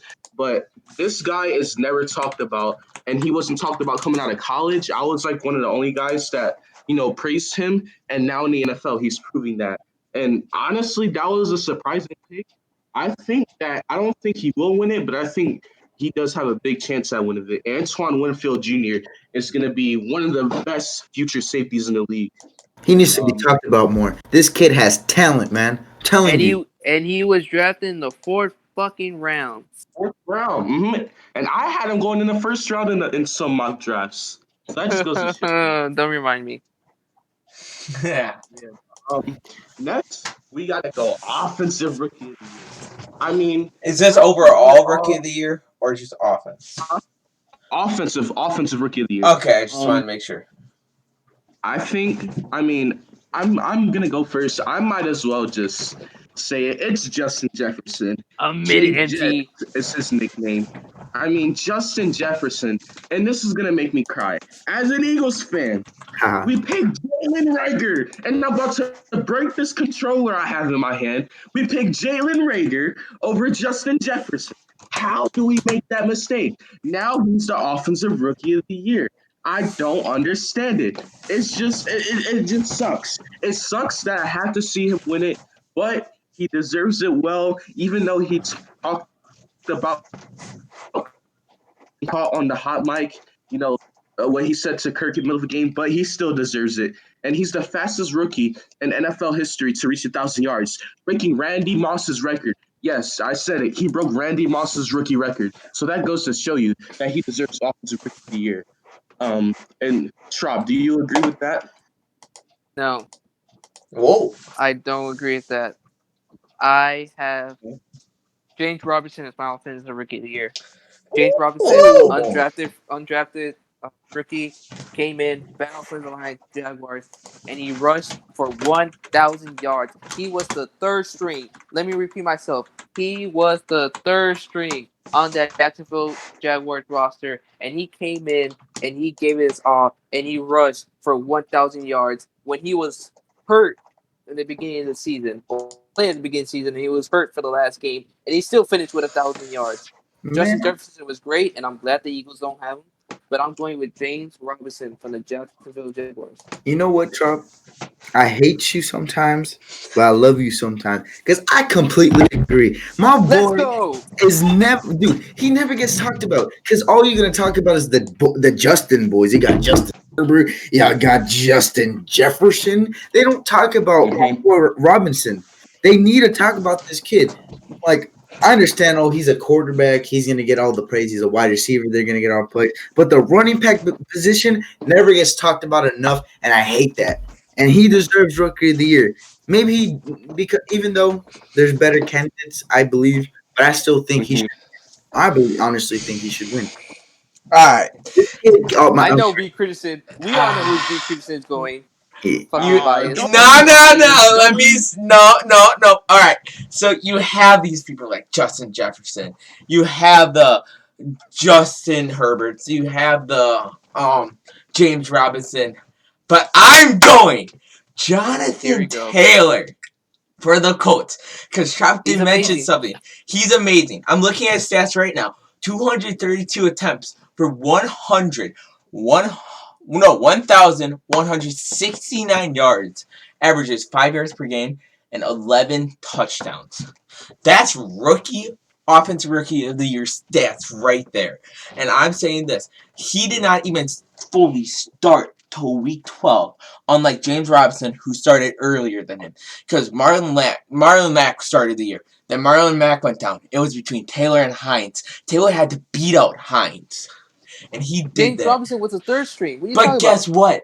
Taylor was number 2 or 3 in total rushing yards for this year. This year, out of all the running backs. Only Dalvin Cook and Derrick Henry were better. Yeah, he beat Alvin Kamara, Aaron Jones, these top running backs. And he's only a rookie.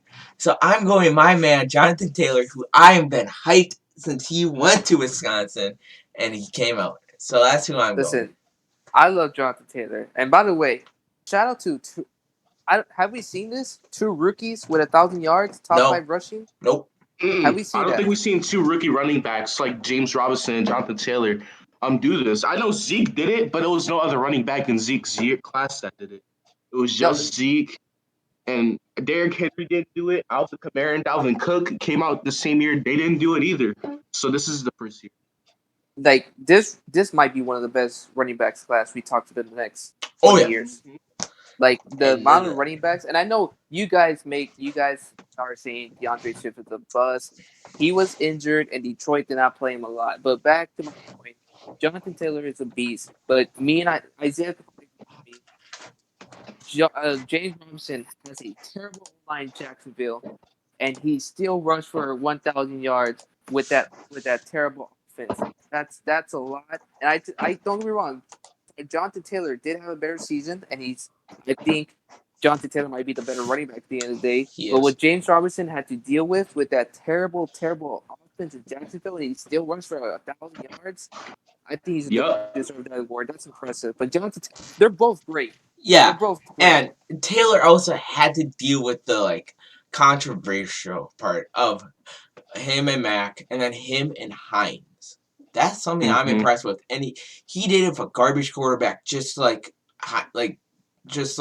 your guy did. I forgot his name for a minute. Robinson.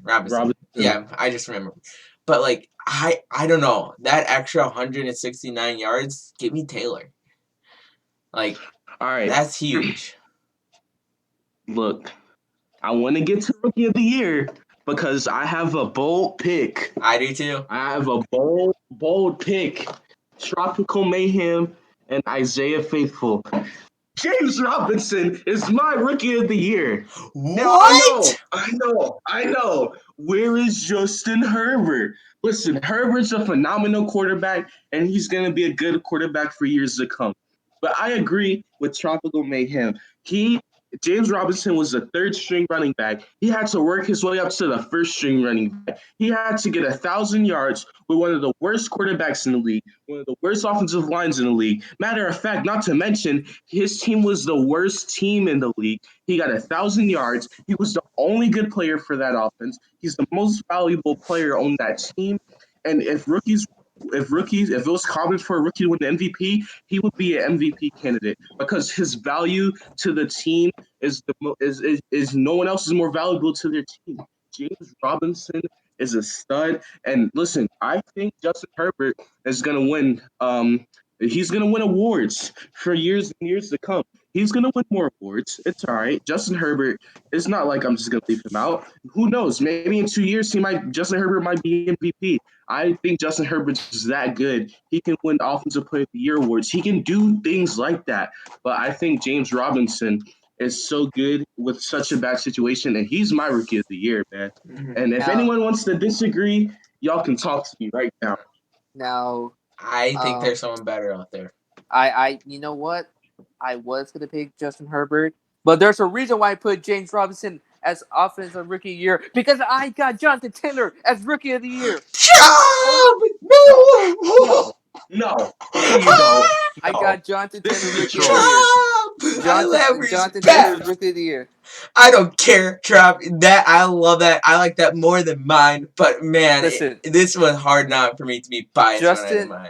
Justin Herbert, phenomenal season. He broke Baker's touchdown record. Phenomenal season. I'm not taking away from Justin Herbert, but as B. Christensen was saying, this is the crazy part. Jonathan Taylor didn't even had a lot of touches this year that he's supposed to have. His snaps were taken away from 9 from Marlon Mack. He did not get a lot of touches that he's supposed to get this year, and he still had over 1,000 yards. That is phenomenal. And what he finished with 12 touchdowns, he said? Yep. 11 touchdowns. 11 touchdowns. Technically 12 if you count today's. Listen, bro. I love Justin Herbert. I think Justin Herbert is a beast. But y'all need to start showing some love to some running backs. You do. And Jonathan Taylor had an amazing year. And just imagine if he didn't get his snaps. Just imagine. I think the last running back, I'm not sure if Zeke did it. Did Zeke win Rookie of the Year, Trop? No, Zeke did not do Rookie of the Year. I think the last Rookie of the Year. Okay. The last Rookie of the Year running back who won it was Eddie Lacy. I just want to throw that out there. Wow, Eddie Lacy. That's a bitch. Yeah. Herbert friends, calm down. Don't Benji. I think Herbert has a chance and in a couple years to win MVP. I'm not gonna say he's gonna be a Hall of Famer, like but I think he has a chance to win MVP. So just calm down. But you gotta give love to what Jonathan Taylor did this year. I want to say this, Trop. I disagree with you with the Taylor. Trust me, I hope you're right. As a Wisconsin fan, I hope you're right. But my rookie year is not Justin Herbert. It's not Robinson. It's not Taylor. It is Justin Jefferson. That man's unstoppable. I saw him firsthand twice do good. The first time he did not show up, but the second game he showed up. I'm looking right now. 1,400 yards. That's insane on 88 reception. The man broke Randy Moss' fucking rookie record. And that's something. Randy fucking Moss. Yeah. It's not just another receiver. It's not like a Donald Driver, like someone like that. It's Randy fucking Moss who he beat. And people argue of him being the best receiver all the time. I'm not saying he is, don't worry. But beating one of the best wideouts in our time, Trop MG, we all were alive for Randy Moss, and this fucker beat him. My biggest hot take out of this draft is Justin Jefferson's going to be better than Randy Moss because of what he's doing. And this is a good start for it. Eagles could have had him. I know. All right. Shut up. Y'all could have had TJ Watt, and y'all drafted Taco Charles. Hey, no. Right. Packers could have had TJ Watt. Shut up. All right, so it's my turn. Y'all motherfuckers never give love to the defensive players. Wait. I said my boy was gonna win Rookie of the Year. Mm-hmm. Chase Young's gonna win Rookie of the Year. No. He's gonna be the Rookie of the Year. So defensive players, look. Defensive players don't get the love that they deserve. They always want to dick ride the wide receivers, running backs, and not so much the running backs. No, they want to dick ride the quarterbacks. Defensive players' lives matter too. They matter, bro. Defensive players have been doing this shit since the beginning. I don't think there has been a defensive player to win Rookie of the Year, but it's probably maybe LT. I don't know how long, but I don't know how. Maybe there was one more recent. I think Reggie White may have. I don't know. Let me look this up. But defensive players don't get the love they deserve. And I think this young man, he proud, bro. I seen him play against my Niners. He's a dog, bro. He's a hungry, loyal dog. He wants blood. He wants he does it with passion. This kid deserves it. And I'm going to say this right now. My boy's going to be better than Nick Bosa. He's gonna be one of the best defensive players. I'm telling you this too. He's gonna be better than Aaron Donald. He's gonna be better than all these guys. That's a huge hot take. That's a defensive players, especially defensive linemen, don't get the love that they deserve. But unless your name is Aaron Donald and Chris Jones, Popos don't get love like that. And I think he really deserves to be Rookie of the Year. Wow. I mean, I think we all had no one had Herbert, right? No. I mean, Herbert's gonna be the easy pick. But truly, who I really think it's gonna be Herbert. We all know it's gonna be fucking Herbert. Oh yeah. But my pick, I really think, and who should win is gonna be Chase Young. Oh, by the way, I was wrong. Because the last running back to win it. The last running back to win it was. Wait, never mind. I'm looking. Okay. It should have been. I think it was. They gave it to Dak. Never mind. I was looking at offense. All right. You know what, Isaiah? That was a huge hot take. I still cannot get over that hot take. Aaron Donald is probably the best player in the world. And don't get me wrong, Chase Young is going to be a phenomenal talent. What makes you, from watching Chase Young film, what makes you think that this guy could be better than the best player in the world, Aaron Donald? This dude is a dog. He could catch the ball. I swear, bro, I've never seen a man play better coverage than a linebacker. He could play better coverage than most linebackers. I think he has, 2-3 interceptions? He has more interceptions than Jamal Adams. A safety, a starting safety, a caliber elite safety. Yeah, true. I mean, that's true. But Isaiah, since you want to give love to the defense so much, defense this, defense that, defense this, defense that. Well, Yes, who is sir. your defensive player of the year, Isaiah? We're gonna start with you first. Man, my boy, dude. The Watt family, bro. They breed nothing but hungry ass dogs. You do. I'm gonna go TJ Watt for defensive player of the year. Damn it, Isaiah. I I think like it. I think TJ Watt has succeed potential. There has never been in the history where two brothers have both led the NFL in sacks. Mhm. Never happened. TJ Watt did it, and JJ Watt did it. Not they're not doing it in the same year, but they did it while playing together. All playing, yep, in the same league with each other. Yeah, Yep. exactly. He's a hungry dog. He's a hungry dog. Look, I love these boys. The defensive line, man, they don't get enough credit, and I truly believe that the defensive line is the best position to play on defense besides the linebacker. I honestly think there's no one better besides Myles Garrett.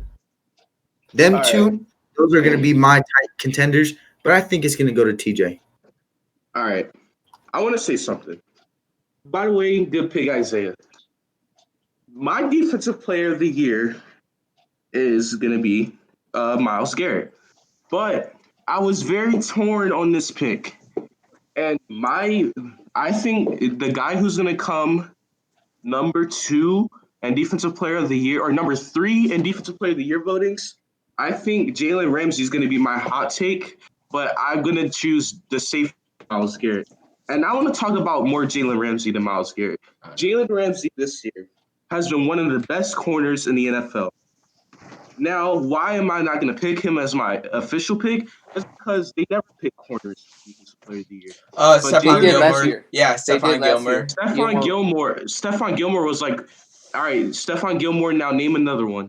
Let me I'll look wait. this up. I'll look. I think well, Richard Sherman actually- got defensive player of the year. Actually, if I wait, this episode will be too long. That's how many cornerbacks won defensive player of the year. And Stephon, I want to say, Jalen Ramsey has locked down DeAndre Hopkins, DK Metcalf, Tyler Lockett. He's locked down Cooper Kupp. I mean, what else? I mean, not Cooper Kupp.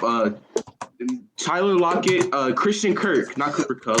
Christian Kirk, DeAndre Hopkins, Tyler Lockett, DK Metcalf, the young receiver who has had a good year. He's locked down Brandon Ayuk. He's locked down Terry McLaurin. I mean, the list goes on, dude. He is locking down every single receiver that this guy goes up against. I mean, when is the guy going to get his respect? Now let's talk about my actual pick, Myles Garrett. Garrett is, I mean, he's a force to be reckoned with. And, you know, the whole incident that happened last year, we're going to put that to the side for a second. Myles Garrett this year has carried that Browns defensive line. I know Sheldon Richardson, the Browns defensive tackle, has had a good year, but we know when it comes down to it, Myles Garrett is the guy. I believe he's had 12 and a half sacks this year. He's had a shitload of tackles. He can stop the run. He can sack the quarterback. And the Cleveland Browns are a winning team mainly because their defense is getting slept on, and he's the reason why their defense is good. I just think Myles Garrett is the best defensive player this year. I love TJ Watt. I love Aaron Donald, but Myles Garrett has been on a roll this year, and I don't think anyone can stop him. I want to say this before we continue. Myles Garrett went from smacking the helmets to Mason Rudolph to being Walter Payton Man of the Year nomination and Defensive Player of the Year nomination. I just want to point that out. And one thing, MG, about Jalen Ramsey not getting the respect he deserves. My man Xavier Howard isn't getting the respect he deserves. Yeah, I love Xavier Howard as well. You ready for my pick? If we were going to choose between any of those to get defensive player, I'm going to Xavier Howard. I'm sorry, but I really think Xavier Howard is better than Jalen Ramsey this year. I don't think he is. I mean, he got the interceptions, but Jalen Ramsey has faced better competition. This man picked off Patrick Mahomes, though. You guys ready for my pick? Well, no, Tyreek Hill and Travis Kelce destroyed that Dolphins defense. But Xavier Howard actually You guys ready for my pick? No, Yes, Xavier Howard did. That was his worst game of the year. He didn't do shit. Byron Jones did get that game. True. Byron Jones got a pick, but not Xavier Howard. All right, go Let's ahead. go. Trevor. What's your pick, Trout? You guys are talking about those two corners, and I think a cornerback is going back to back. Talk about Jalen Ramsey and Xavier Howard. No. I'm going with the best lockdown corner. The guy from Baltimore, Marlon Lockdown Humphrey. No way. No I'm going home. Marlon Humphrey. I'm going home. That's like me saying Jair. For a second.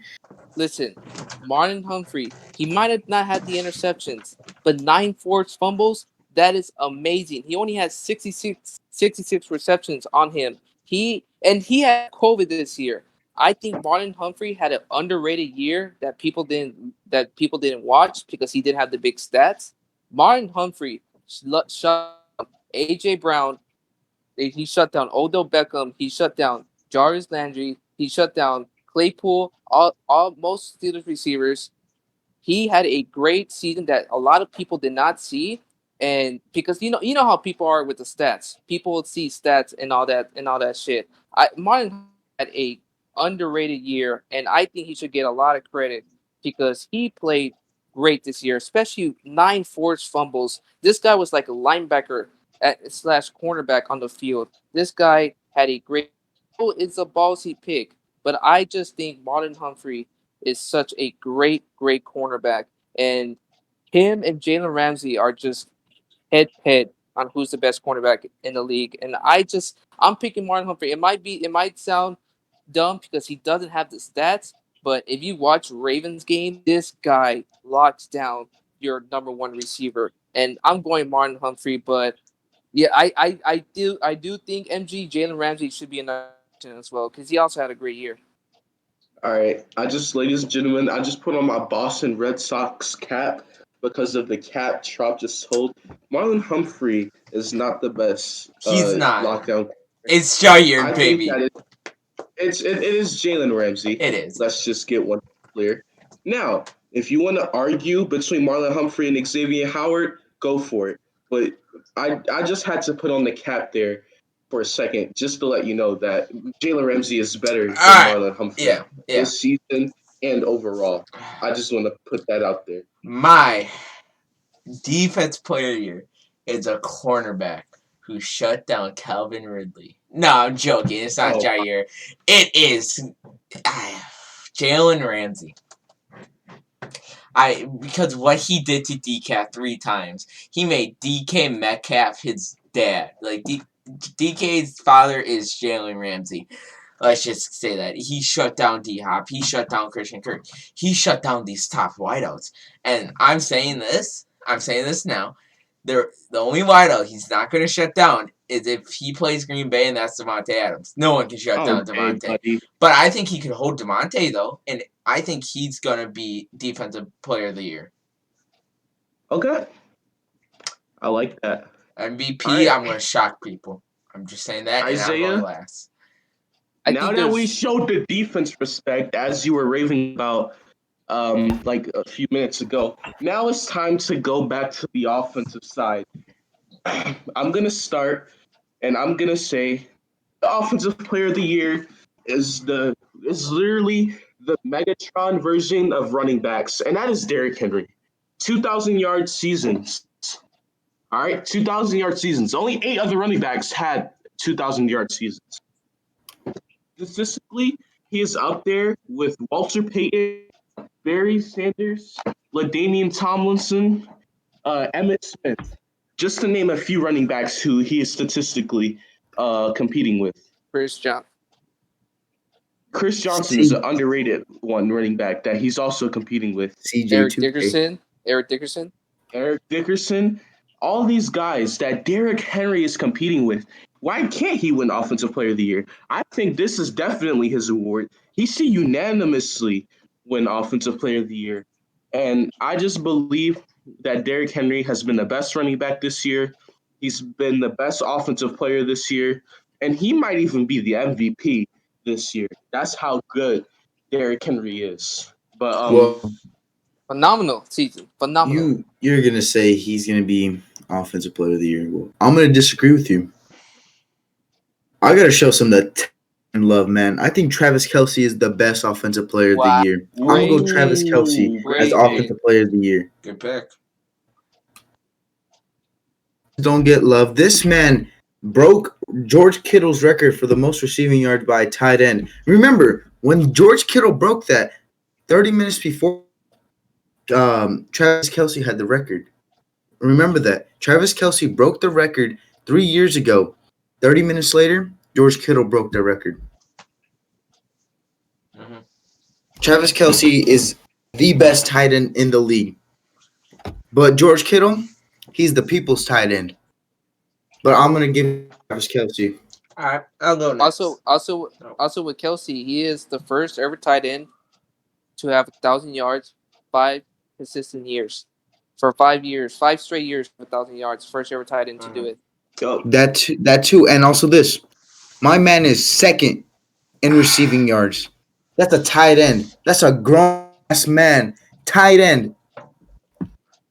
I'm going to go. He's better than Andre Hopkins, Justin Jefferson, Adams, and Calvin Ridley. Devontae did not play all games, or would it be closer between him and Doesn't Devontae? matter, bro. Doesn't matter. He's a tight end. Don't make excuses. Don't make no excuses. This is a tight end we're talking about. He's a tight end, but he's better than most receivers in the league, and that's a fact. Yeah, he is a wide receiver. That is. I'm not going to deny it. He's better than, besides Devontae, he's better than any of the other Packers wideouts. Not going to deny that. But speaking of wideouts, I'm going a wide receiver for mine. He plays for one of my teams, and my wide receiver is Stephon Diggs. Ooh. Hot take. I like that. Take. I bet you when I said I'm going my receiver, you all thought Devontae. No, not this year. Next year, it's Devontae's year.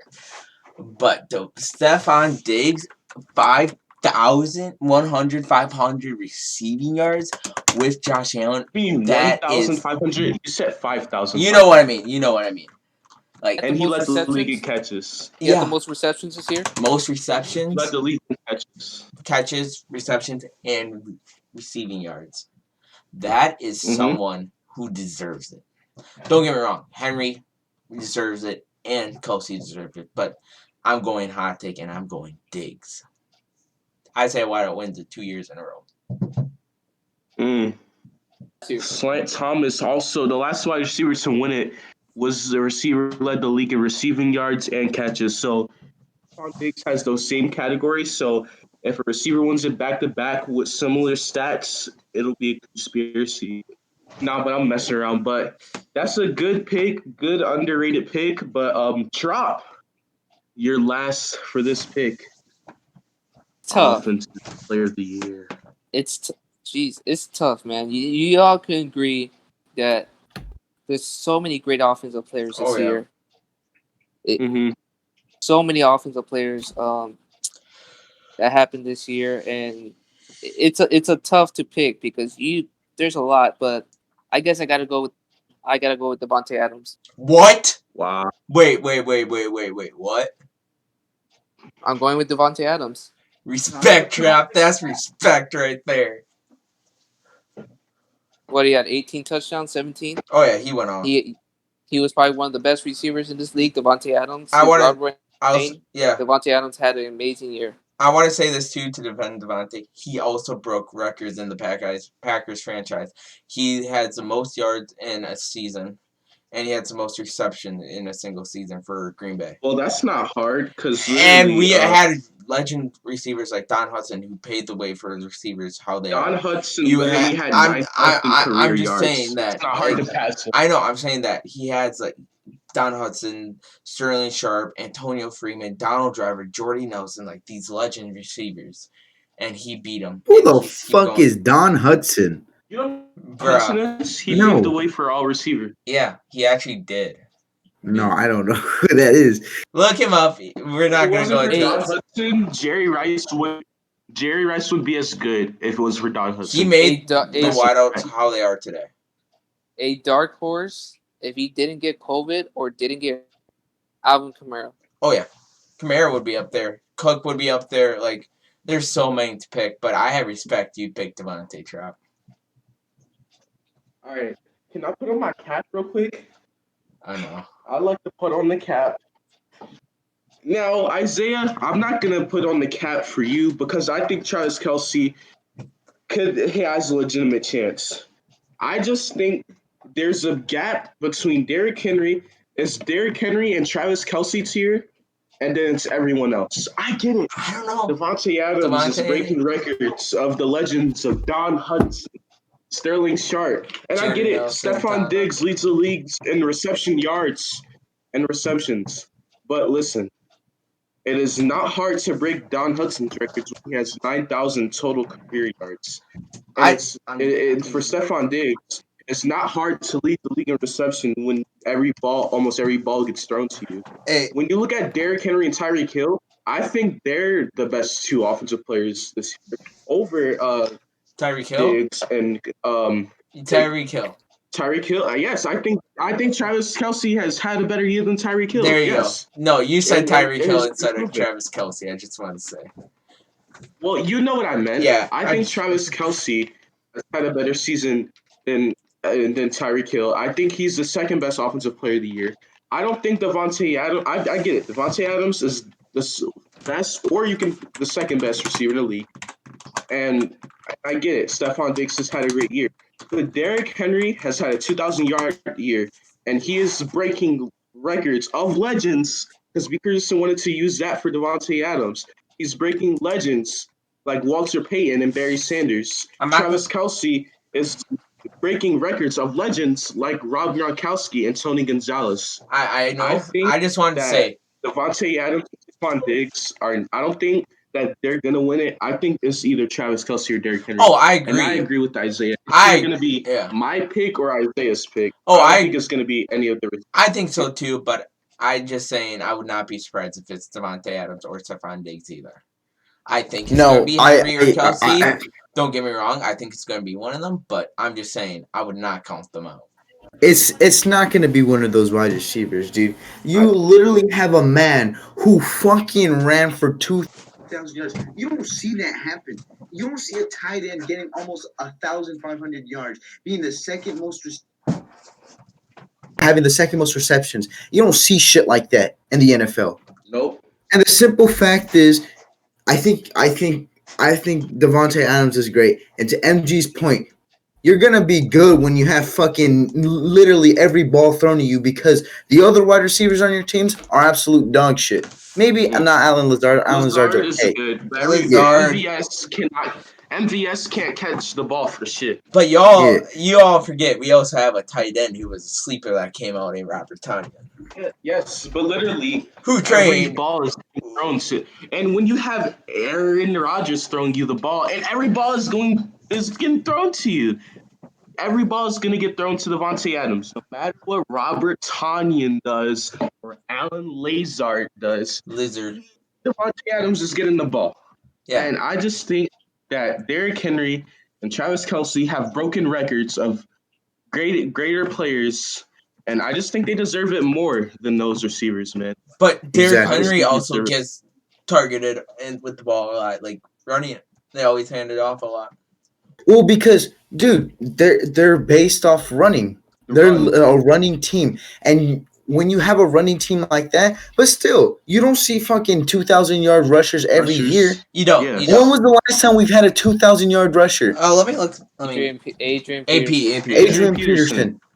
Yes, that's when he won the MVP. Yeah. 2012. Yeah. Exactly. That's what we're getting to. So let's get to the MVP. Oh, no. I know Trops. All right. Well, let's get to the MVP vote, guys. And I'm going to go with our guest here first because he already wants to start this shit off. What's up, Trop? Who is your MVP for the NFL season? Listen, bro. The amount of disrespect running backs gets, it's embarrassing. It is. Adrian Peterson rushed for 2,000 yards, and he won Mm-hmm. the MVP. I got Derrick Henry winning the MVP. He deserves it with all the freaking. Everyone knows he's gonna get the ball, and he still rushed for 2,000 yards. Give me Derrick Henry. Give he deserves to win MVP. Don't get me wrong. Aaron Rodgers had an amazing year. The B Called Christian it. could agree. I called it. Devontae Adams helped a lot. Because Devontae Adams He is did. good. And to Devontae Adams' case, we haven't seen a receiver with that route running since Chad Ochocinco, and that's why he cried when he did that reaction video. Exactly. I was gonna bring that up.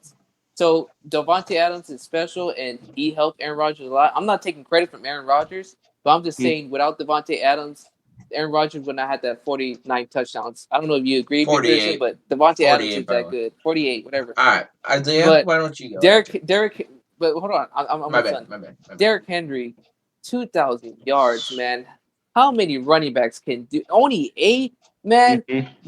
Listen, if he didn't rush for 2,000 yards, then I'll be fine. Aaron Rodgers, you get it. But he's 2,000-yard list. Give him the damn MVP trophy, dog. You don't see that in the NFL. It's rare. don't. We saw that the last time was in 2012 with Adrian Peterson. That it's been over 7 years, and if he doesn't get the MVP, that's very disrespectful in my eyes. I think I gave him Offensive Player of the Year, and Trop, you know what? I don't think this has ever happened in NFL history. Oh no. I'm gonna have a double award. Derrick the Dump Truck Henry is gonna win MVP. I don't know. And B. Christensen, can you research this for me or one of you? But I don't think there's been a player in NFL history to win 2 awards in the same year. And I think Derrick Henry is going to accomplish that. We have seen a rare 2,000-yard season. Adrian Peterson should have also been the Offensive Player of the Year and MVP of the Year. He should have gotten 2 awards as well. I agree with Trop. You have to give him and I think you had to give him both trophies because of what he's done. And this is a passing league, right? Well, how are we seeing 2,000-yard rushers in a passing league? I think that's more of a reason why that Derrick Henry should get the MVP and the Offensive Player of the Year is because he's doing these things in a passing league, and he gets better and better every single year, every single game, and it's just no one can stop him. Until someone can stop him, I don't see otherwise. I don't see otherwise. So that who is my MVP. He's gonna be the double award. If I was running the awards and I was the NFL, I would give Derrick Henry the double award because he deserves it. Mm-hmm. The last winners of the MVP have been Lamar Jackson, Patrick Mahomes, Tom Brady, Matt Ryan, like Cam Newton. It's a long list of quarterbacks. Then it's Adrian Peterson. I think it is time for it, but we'll talk more when mine comes up. Isaiah, who's your MVP? It's easy. The man, the myth, the goddamn greatest quarterback of our generation. Aaron fucking flipping Rodgers. Thank you. MVP. Thank you. Oh my. Yup.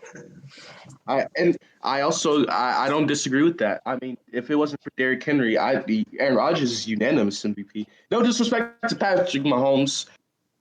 I think Patrick Mahomes is still the best quarterback in the league, but I like to pick Isaiah.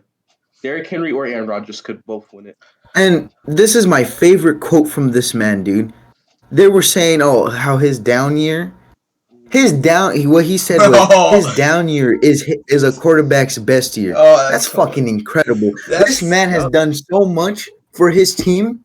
He takes this team to every playoff year. And again, the same thing with Seattle. If there's no Aaron Rodgers, there is no goddamn Packers playoffs. Yep. If there's no Russell Wilson, there's no goddamn playoffs. I want to say this too before I say mine.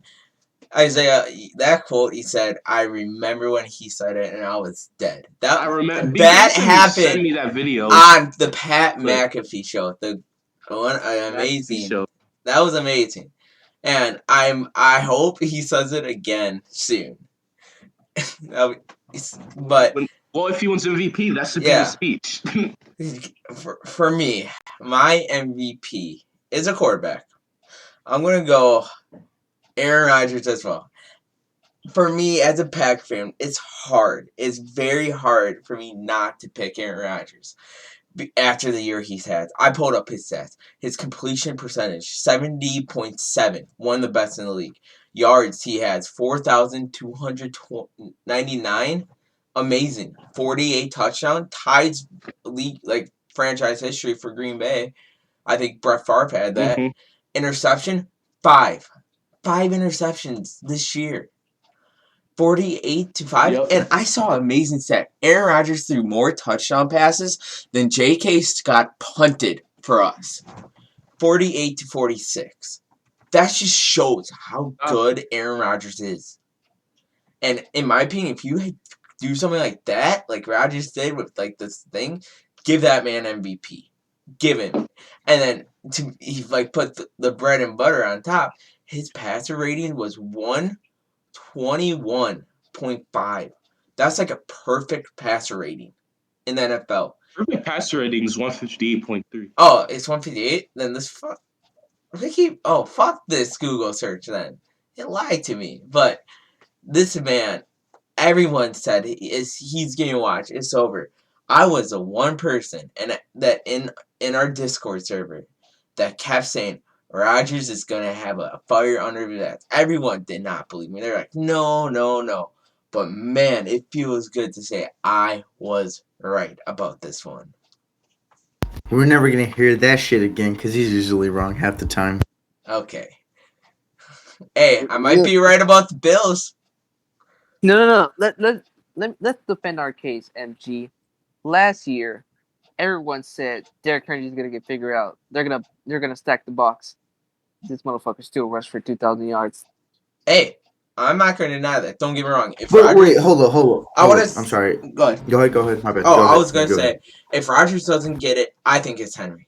If it's Mahomes, I'm gonna lose my shit. I will say that think now. Mahomes should get it. If it does, it's gonna be bad based on popularity. If Mahomes get it, I'm just saying that now. Rodgers or Henry? It's one of them two. I don't care who get it as long as one of them gets it. I'll be happy. Mm-hmm. But go ahead, Isaiah. Okay, quickly because I got people in the background. They're being loud as shit. And my dog's about to start barking. You say what's his name? Derrick Henry should get it because they said they were gonna figure him out. The Packers drafted Aaron Rodgers' damn replacement in the first round. Thank you. Think about that. You don't think that's gonna be? You don't think we're getting his replacement? Then people's word? No. I don't want to hear that shit. Aaron Rodgers should win MVP unanimously. No fucking question about it. Agree. No question. I agree with Isaiah. I don't think he should win it unanimously. I think Derrick Henry has to get votes, but he deserves to get it. Him or Henry deserves it. Yeah. I swear, if it's Mahomes or Allen, I'm going to be mad. And that's why with the offensive player of the year, I put Devontae Adams. I'm not trying to take away anything from it. I knew Aaron Rodgers was about to have a lit season. I knew this guy was going to kill the league. And the Bears fans, they had it coming. They had it coming. But you could agree, Devontae Adams helps a lot. And I will say, we haven't seen a route winner like Devontae Adams. We haven't. Dude, if Rodgers and Adams both win something this year, I'm going to be so happy. But you know what, bro? Mahomes should not win this. We all could agree on that. Mahomes should not win this. Yeah. But knowing how much of a cocksucker the NFL is to his dick and balls, he's probably gonna get MVP. Oh, probably. Because and honestly, remember that face mask Hail Mary that Ryan Fitzmagic did? No one talked about that. But if Mahomes was to throw a dump out route that went for 15 yards and he didn't look, ESPN would be all over his fucking dick. That's all I gotta say. Like a spiral throw, and like, oh my god, did you see that spiral? Over like a Ryan Fitzpatrick's like game-winning Hail Mary or like something like that. Ryan Fitzpatrick had that game winner versus Vegas when he was getting face masks. But if that was Mahomes, oh Lord knows, or like for example, or like Dak Prescott before he got injured. He was putting up godly stats. If that was Mahomes, they would have already gave him the greatest player of all time. I think he was on. I think Dak was also on pace to hitting 5,000 yards. Correct me if I'm wrong, Trop. Yep, he was. Can I say something real quick? I'm not. What? This is about to be biased. If Dak didn't get hurt, I think Dak would have won MVP. I think you would have been in there. Question. I don't think he would have won it because y'all record would have still been bad. Because y'all were 1-3 with the Dak Prescott, so your defense would have still been bad, and y'all I would have think, still lost games. but the Dallas probably would have won the division, which probably